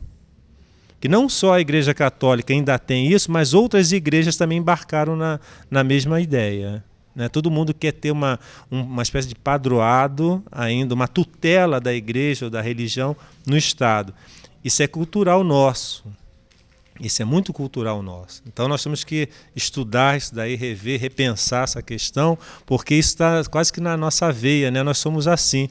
Nós somos muito voltados ainda, porque isso é uma carga, um ranço cultural que a gente traz e que a gente vai, sem perceber, levando isso mais adiante. Rapidamente, só a Denise gostaria de dar um informe, não é isso, Denise? Na verdade, um convite. Bom, meu nome é Denise, eu sou assessora de assistência da Secretaria Municipal de Saúde na área de DSTAs, na coordenação de DSTAs. Dessas falas de vocês, o que eu acho assim, que a gente tem que prestar muita atenção, e eu estou falando isso porque eu participei da passeata em Niterói, estava eu, meu marido e minhas filhas, e eu fui extremamente discriminada por algumas pessoas, porque eu podia estar, porque eu trabalho na Fundação Municipal de Saúde, mas minhas filhas de forma nenhuma. Então, assim, a gente sofre esse tipo de discriminação de qualquer maneira. Uma das coisas que eu hoje vejo é que a gente tem que tentar trabalhar essas questões para fora do movimento GLBT. Dentro do movimento, você não sofre discriminação. Né? A gente está trabalhando com uma política nacional, um plano nacional de enfrentamento de DST/AIDS da população GLBT, HSH e travesti. Né? E a minha briga dentro da implantação desse programa no Estado do Rio é que ele saia da esfera desse grupo. Porque nós somos um grupo com a ANTRA, com a Associação de Travestis, com o Rio Sem Homofobia, trabalhando nesse plano. Mas não adianta esse plano ficar dentro desse grupo. A discriminação está fora. Então, é para fora que a gente tem que trabalhar. Eu acho assim, que o papel dos estudantes aqui é fundamental, porque é para fora que ele tem que ir. Tá? Ele tem que ver, a gente tem que entender que a gente trabalha, tinha que olhar para a população como mais ou menos vulnerável, na questão da violência, na questão de todas as fragilidades das pessoas. Mas não porque é gay, porque é pobre, porque é branco, porque é preto, porque é rico ou porque é pobre. E a gente tem que ter esse cuidado de quebrar essa questão do segmento. Eu acho que tem vulnerabilidades, tem especificidades a serem trabalhadas com a população. Mas esse olhar muito particular para cada segmento, você perde o foco da cidadania, de olhar a pessoa na sua íntegra. Né? Então, quando a gente vê uma travesti chegar num posto de saúde, ela tem que ser bem atendida. Primeiro, porque o médico fez o juramento de atender a todos igualmente, está recebendo de um serviço público para atender. Ele pode ser mais sensível para perceber questões mais vulneráveis, dar um acolhimento maior? Pode, claro. Mas atender decente, honestamente e integralmente, ele tem que atender. Então, assim, eu acho que a gente faz muitas concessões. E eu me preocupo agora, por exemplo, nessa questão do plano estadual de enfrentamento, é que ele saia exatamente da esfera que ele está sendo trabalhado. Né? A gente tem que popularizar esse plano. Né?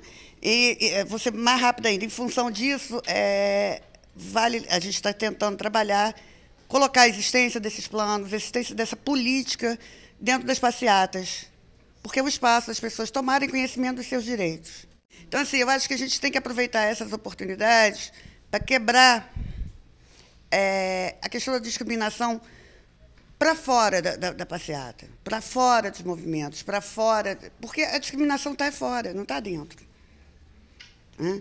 Então, isso tem que ser, assim, eu vejo como uma necessidade urgente de cada um de nós estar trabalhando isso nas suas esferas de relações, nas suas esferas de trabalho, porque é a única forma de você olhar as pessoas de uma forma integral, inteira, um cidadão que convive conosco. Antes de passarmos para mais alguma questão, eu só gostaria de complementar. A Jennifer, quando fala do estatuto, né, GLBT, eu nunca foi uma reivindicação do movimento, até porque a gente realmente acredita, sim, no respeito enquanto cidadão. Tem algumas questões específicas que a gente compreende que podem ser emergenciais, mas o único segmento que em algum momento já apontou para isso é o segmento de travestis, em algum momento, há uns 2 anos atrás. Isso me recordo claramente, de alguma questão mais específica. Mas a gente também entende o porquê, frente à violência, que é muito mais forte para esse segmento especificamente falado. Quanto à religiosidade, acho que a gente precisa lembrar que o nosso país ele nasce, né, a princípio, em algum momento, quer dizer, ele tenta renascer enquanto uma res pública, né? Esse é o sentido de república. É uma vida pública. A questão religiosa, muitos de nós temos práticas religiosas, outros não, mas ela é de fórum privado. Aí alguns de vocês podem questionar, mas a nossa sexualidade também? Não. Se vocês ainda acreditam nisso, pelo menos os ciências humanas precisam ler Bourdieu na dominação masculina. Tá? De serviço social, em algum momento, vão ter que ler. Se não leram, estão faltando aula. Tá? Isso eu digo até para os meus bolsistas de serviço social e para os meus outros também de outros cursos. Porque a nossa sexualidade é presente, as nossas identidades sexuais são presentes nas nossas práticas, na nossa realidade. Tá? Nós vivemos uma sociedade que é sexista, que é machista, que presencia, né? Nós presenciamos nas ações, no dia a dia, essas questões. Tá? Então, dessa forma, a direito à manifestação clara das pessoas tem que ser resguardado por lei. Ou melhor, a não discriminação das pessoas pelas identidades que elas têm. Claramente, por exemplo, eu entendo, eu costumo dizer isso muito claro, tanto nos meus discursos mais teóricos, quanto também em relação ao pessoal. Eu não brigo por aceitação, por nada desse viés. Eu luto por respeito e dignidade. Né? Subcidadania, eu não aguento mais isso. A gente é obrigado a trabalhar e dizer cidadania plena, cidadania plena. Isso é uma redundância. Se a cidadania ela não tem que ser plena, porque se ela é cidadania, ela já é para todos. Porque senão a gente está trabalhando com que princípio? De cidadania grega, cidadania ainda do período, logo assim na nossa sociedade contratual, quando surgiu, que cidadania é essa? Né? Então, realmente tem que ser um respeito. Agora, é claro que se você vai dentro da esfera privada, né, no seu credo, em algum momento você vai dizer o porquê você rejeita essas práticas, porque essa é uma outra questão, né, apesar de que para mim é uma dicotomia muito grande, rejeitar as práticas, não rejeitar aquele que a pratica, mas eu acho que eu estou aberto a discussões, sempre. É uma questão. O problema é que, muitas vezes, o que a gente acredita que está só no fórum privado, ele gera pensamentos e ações para a vida pública, leva ao ódio, à construção de pessoas intolerantes. Esse é o maior problema. Né? A gente realmente é contra o fundamentalismo religioso. E não é só o protestante, não. Né? Eu não trabalho com o termo evangélico do protestante. Mas, hoje em dia, o fundamentalismo católico, que é a minha formação religiosa, tem aumentado muito também. A gente tem que se policiar muito quando a gente fala sobre religiosidade. Existem, por exemplo, também segmentos dentro da espiritualidade que são reacionários à homossexualidade. Também. Então, quer dizer, o judaísmo, na quase sua toda vertente, né, e eu não vou nem falar do islamismo, então, também são contrários. Agora, a gente volta a dizer, nós estamos tratando de questões, se a gente fala em religião, nós estamos tratando de individualidade, e não que é público, né, portanto, que é direito nosso. Né? Bom, vou pontuar primeiro duas coisas. Uma, que o humor é cruel. Ele tem sempre que estar tocando na ferida de alguém, e eu não conheço humor que não seja cruel. Refletindo ali comigo. E outra, que o curso de serviço social é marxista, e aí Bourdieu fica um pouco para escanteio por lá, entendeu? E a terceira, que é o seguinte, eu vou falar um pouco de legislação. A minha pergunta é a seguinte: porque eu tenho contato com pessoas que trabalham na educação, e essa questão da semana da intolerância não tem sido efetivada. Se existe uma fiscalização para saber se essas leis vêm sendo cumpridas, ou elas estão se tornando letra morta, como tantas outras, como o ECA e tantas outras legislações que se tornam letra morta por aí. Boa tarde a todos. Meu nome é Pierre Barreto Marinho, sou guarda municipal aqui de Niterói. E eu queria saber dos senhores o seguinte: se tem algum órgão, alguma instituição que possa ser acionada de imediato no caso de violência contra pessoas homossexuais.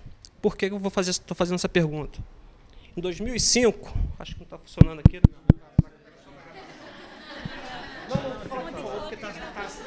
Tá legal. Em 2005, eu passei uma situação difícil aqui em frente à universidade, no Caminho Maia, na praça aqui no Caminho Maia, com 4 meninas, né, homossexuais, e nós éramos uma guarnição de 4 guardas, e elas sofreram violência, né, discriminação por parte de um cidadão que conseguiu aliciar outros para cometer a mesma violência contra elas. Então elas pediram socorro, pediram ajuda a gente ali, aos 4 guardas municipais. Só que 3 se omitiram, né, e um só se manifestou, que fui eu, em proteção e defesa a elas. E eu sabia que se eu fosse para a delegacia, para 76 DP na Amaral Peixoto, não resultaria em nada. E eu fiquei na hora pensando, será que não existe nenhum órgão que possa ajudar a garantir que seja efetuada queixa-crime contra o elemento que estava praticando esse ato odioso, né? E não vi, não sabia, não tive orientação, não sabia para onde recorrer. Uma vez que se eu chegasse lá sozinho com elas, não daria nada e eu seria até também ridicularizado. E passo por essa situação todos os dias no meu serviço. Cada plantão que eu tiro de serviço são N casos de discriminação, preconceito racial e preconceito contra homossexuais, principalmente. É fatal. Passar qualquer um, tanto do sexo masculino quanto do sexo feminino, perto é fatal. Vai sofrer preconceito. Fatalmente, não tem para onde correr. Vai sofrer. Vai ser discriminado. Tanto pelo cidadão quanto pelos agentes públicos. E todo dia eu passo por essa situação. Então, como um estudante de serviço social que eu sou, futuro assistente social, eu queria saber se tem alguns órgãos que a gente possa recorrer na hora, de imediato, para ajudar a garantir o direito desse cidadão, se vier recorrer, no caso, ao guarda municipal e se eu estiver próximo no momento. Eu só vou falar primeiro da questão marxista. Essa é uma briga muito grande nossa. Eu conheço muito bem aquela escola, tá? Eu sou militante também do sindicato, né? Nós temos um sindicato nacional que é o ANDE. E essa é uma briga muito grande nossa também da militância sindical. O nosso sindicato nacional tem como uma das suas diretrizes apoiar todas as manifestações de LGBT. Eu acho que o GDN sabe bem disso, né, Graziela? Em algumas gestões, por exemplo, nossa seção sindical em Niterói é da ADUF, fica mais tranquilo, mas, de qualquer forma, se você posicionar-se, com certeza ele tem essa obrigação. E a gente pode dizer que nos últimos anos essas questões têm sido mais acessíveis. E até mesmo com muitas companheiras marxistas e companheiros daquela escola de onde vocês estudam, na sua maioria. Agora, muito importante nossa briga, a gente pensar o seguinte, é uma discussão muito grande. Acreditar só que a mudança de classe vai resolver a situação, eu já digo que isso não tem como ainda acreditar nisso. Em Cuba não se resolveu. Tem um filme Morangos e Chocolate, não sei se todos vocês já assistiram, que ele dá muito bem conta disso. É um filme cubano, produzido pelo Estado cubano, e que ele, apesar de todo o processo revolucionário, né, mostra como a sociedade não deu conta da mulher e da prostituição feminina, do preconceito racial, do racismo, e do preconceito contra homossexuais, mesmo com a Revolução. E a gente também precisa lembrar o seguinte, que pós... a Constituição, a gente tem a Revolução, na verdade em 17, mas a partir de 19, quando Lenin assume, a gente precisa lembrar que no Estado soviético que se forma inicialmente, o aborto foi descriminalizado. Pelo contrário, poderia ser feito pelo Estado. A união de pessoas do mesmo sexo também foi permitida. Nós vamos ter algum que nós chamamos de retrocesso, é quando Stalin assume o poder. Tá? Então a gente precisa lembrar também o que fazia parte da luta durante o período revolucionário russo. A gente precisa lembrar que grandes nossos educadores, com quais muitos de nós ainda trabalhamos, e na sua formação de conhecimento, também advém desse processo, como muitos outros pensadores também, em outros campos. O problema não é rejeitar Marx, ou, na verdade, é como se lê Marx. A gente costuma discutir isso. Nós temos autores marxistas, alguns podem ser chamados de reformistas, mas são marxistas, mas trabalham muito bem com essas questões da individualidade. Numa sociedade complexa como a nossa, as estruturas têm que ser sobrepostas por novos caminhos. E cabe a vocês, se o professor não trabalhou Bourdieu, então leiam, está aí a recomendação, tá bom? Boa tarde, meu nome é Juliana, eu também sou da Escola de Serviço Social, só queria fazer uma contribuição, que eu estou fazendo estágio no NEACA, e o NEACA, o Núcleo de Atendimento Especial a Criança e Adolescente Vítimas de Violência Sexual e Doméstica.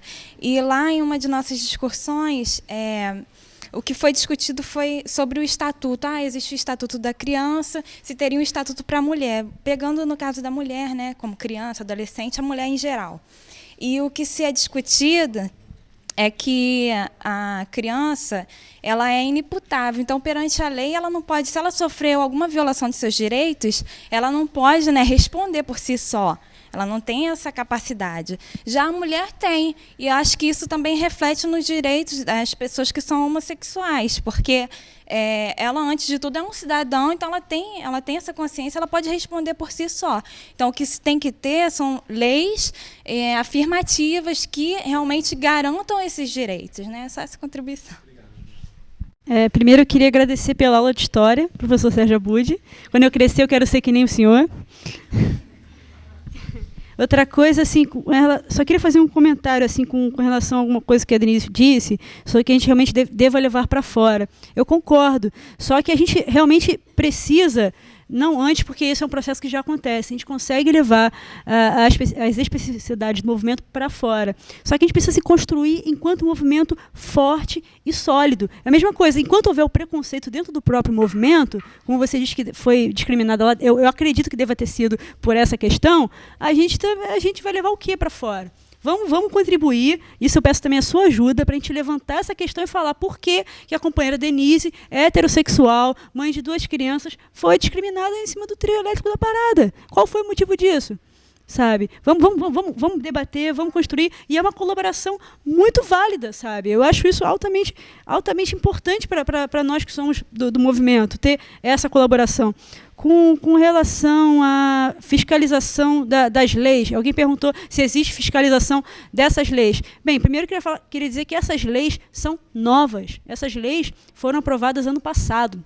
Né? Ainda não foram efetivadas, eu acho, quer dizer, foram efetivadas, mas ainda não aconteceram em suas respectivas datas, porque são leis de datas. A Semana da Diversidade, ela foi aprovada para anteceder os preparativos da parada GLBT de Niterói, que a gente chegou a seguinte conclusão: só parada não vai fazer o que a gente quer, não vai atingir nosso objetivo realmente, que é a desconstrução dos preconceitos, né, que é realmente combater os estereótipos, né, que é desestigmatizar tudo isso que tem de ruim por aí, né? Então, a gente pensou nesse projeto de lei, inclusive eu ajudei a construir a justificativa de todas essas leis, tanto do Dia Municipal de Luta contra a Homofobia, tanto com da Semana da Diversidade, pensando realmente nisso, para que realmente tivesse a visibilidade necessária para acontecer. Né? Ainda não teve fiscalização, porque ainda está no processo de amadurecimento, para que a gente consiga, né, no ano que vem, efetivar nas datas às quais eles precisam acontecer. Mas eu acho importante essa cobrança da fiscalização. Eu acho que a gente tem que ser cobrado mesmo, não só os parlamentares que colocam essa lei em pauta, né, que conseguem, o prefeito que sanciona, mas a gente realmente tem que estar nessa cobrança. Mais uma que eu quero convidar para o movimento, tá? Vai ser muito importante. E o Dia Municipal de Luta contra a Homofobia também. O Dia Municipal de Luta contra a Homofobia nós tivemos a chance de efetivar no dia 24 de janeiro. Nós programamos um grande evento, inclusive na Viradouro, para trazer realmente a visibilidade necessária para esse dia. Só que esse evento foi impugnado pelo ECAD, pelo Escritório de Arrecadação de Direitos Autorais de Músicas. Né? Eles cobraram exatamente R$3.000 para que a gente pudesse tocar umas musiquinhas lá no dia e tal. Sendo que esse evento não era um evento festivo, na verdade. Era um evento de falas, era um evento de representações, era um evento político. Mas como foi cobrado R$3.000, a Viradouro é muito certinha com aquelas coisas, a gente não teve como também dar uma... Né? Porque para esses casos a gente realmente precisa fazer acontecer. Isso, é isso aí. Outra coisa com relação ao órgão específico. Antes eu tenho que parabenizar o soldado, comandante, guarda municipal, Barreto Marinho. Cara, tem que ter muita coragem para estar aqui aí. Eu duvido que lá fora ninguém vai pegar no teu pé, foi lá no negócio lá de viado, não sei o quê. Oi? Já pego. Cara, tipo assim, é bom que você sirva como exemplo assim, para esses guardas municipais, porque realmente a gente vê uma difícil cooperação da segurança pública com relação a isso, entendeu? Eu acho que aquele momento em que você tentou ser solidário, tentou ajudar aquelas meninas, com certeza vai fazer a diferença. Agora, o que eu posso dizer, assim, o centro de referência, não existe centro de referência em Niterói, por enquanto. A gente está lutando para que isso aconteça, a gente está cobrando da prefeitura, porque agora é poder realmente do Estado, porque realmente precisa ser, porque toda a responsabilidade acaba recaindo muito sobre as ONGs. As ONGs realmente fazem o trabalho que o Estado tem que fazer. Então, a gente está conseguindo se articular para que isso seja cobrado, que esses centros de referências sejam administrados pela prefeitura, que ela exerça o seu papel. Enquanto isso não acontece, o que eu posso te falar é ligar para mim.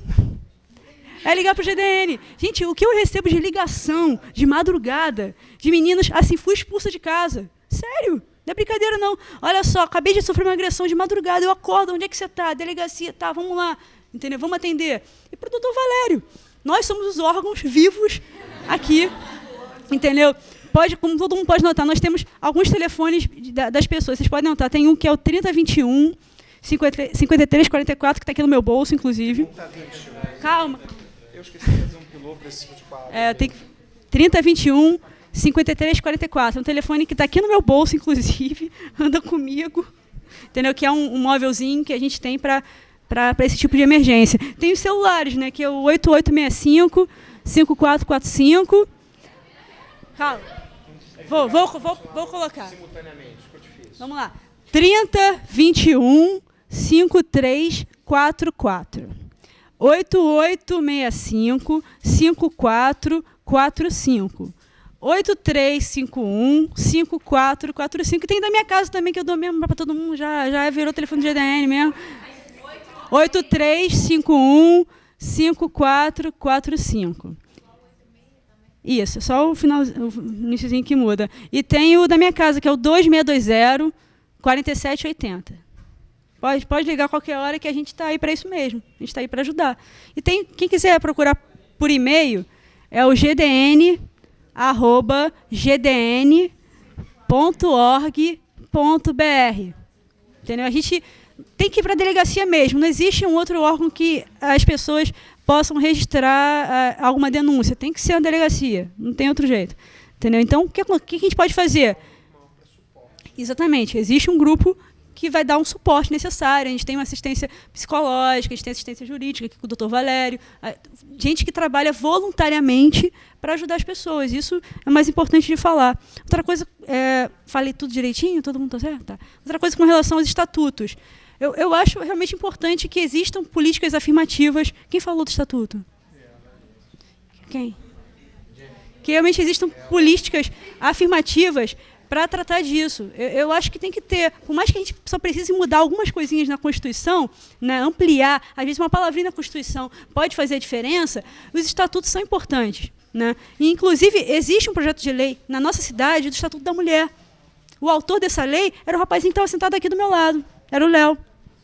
Ele foi com a nossa ajuda, a gente, inclusive, também participou desse projeto de lei, sabe? Mas está arquivado, porque ele teve um mandato de 13 meses, ele protocolou cerca de 52 projetos de lei em um ano de mandato, entendeu? Um desses projetos de lei é o Estatuto da Mulher. Só que como ele teve que sair para essas coisas políticas, de suplência e tal, esse projeto está lá parado, ninguém mexeu, ninguém catucou. A gente espera realmente, se não com ele, mas com outro parlamentar, que a gente consiga tocar esse projeto. Agora, com relação ao Estatuto de LGBT, eu ainda não sei como fazer. Não sei se a gente precisa criar uma política afirmativa própria para isso. Primeiro, a gente tem que discutir com o movimento, com todo o movimento, porque realmente isso nunca foi pensado. Eu nunca ouvi ninguém falar de estatuto de LGBT. Realmente é uma coisa nova, uma coisa que pode realmente acontecer. Sabe? É uma boa ideia para a gente poder começar a discutir isso por ser uma política afirmativa, né? Que é importante. Né? A gente não é aquela coisa, a gente não é só negro, nós somos os negros. Os negros, eu não.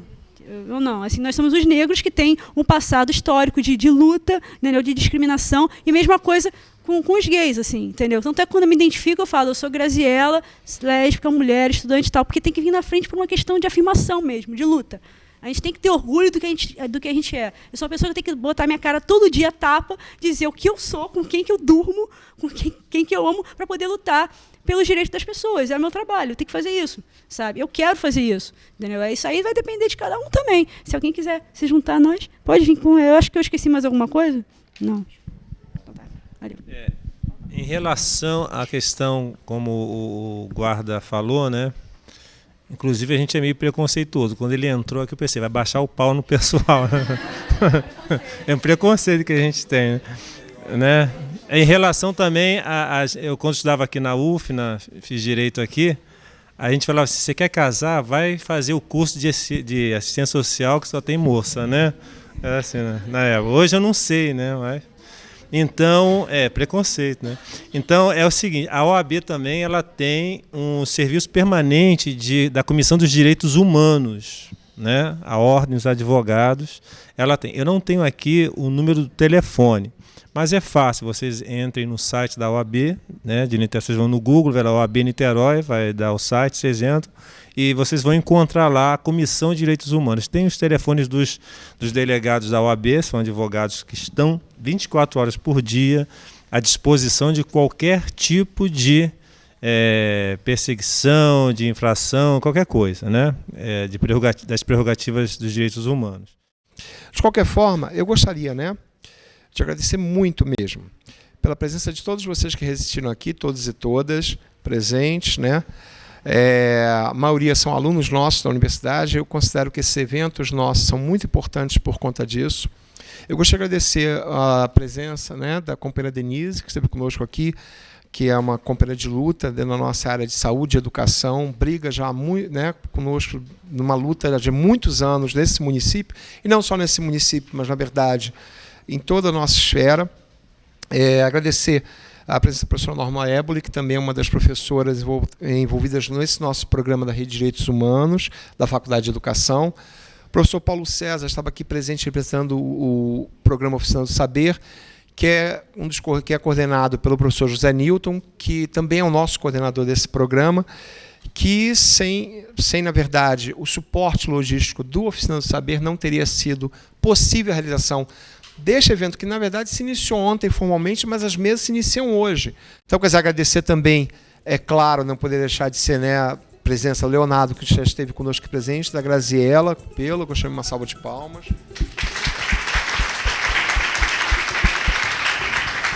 Também a presença do Dr. Valério Aguiar, que muito nos parabenizou aqui. E obrigado, né, uma boa tarde para todos e todas.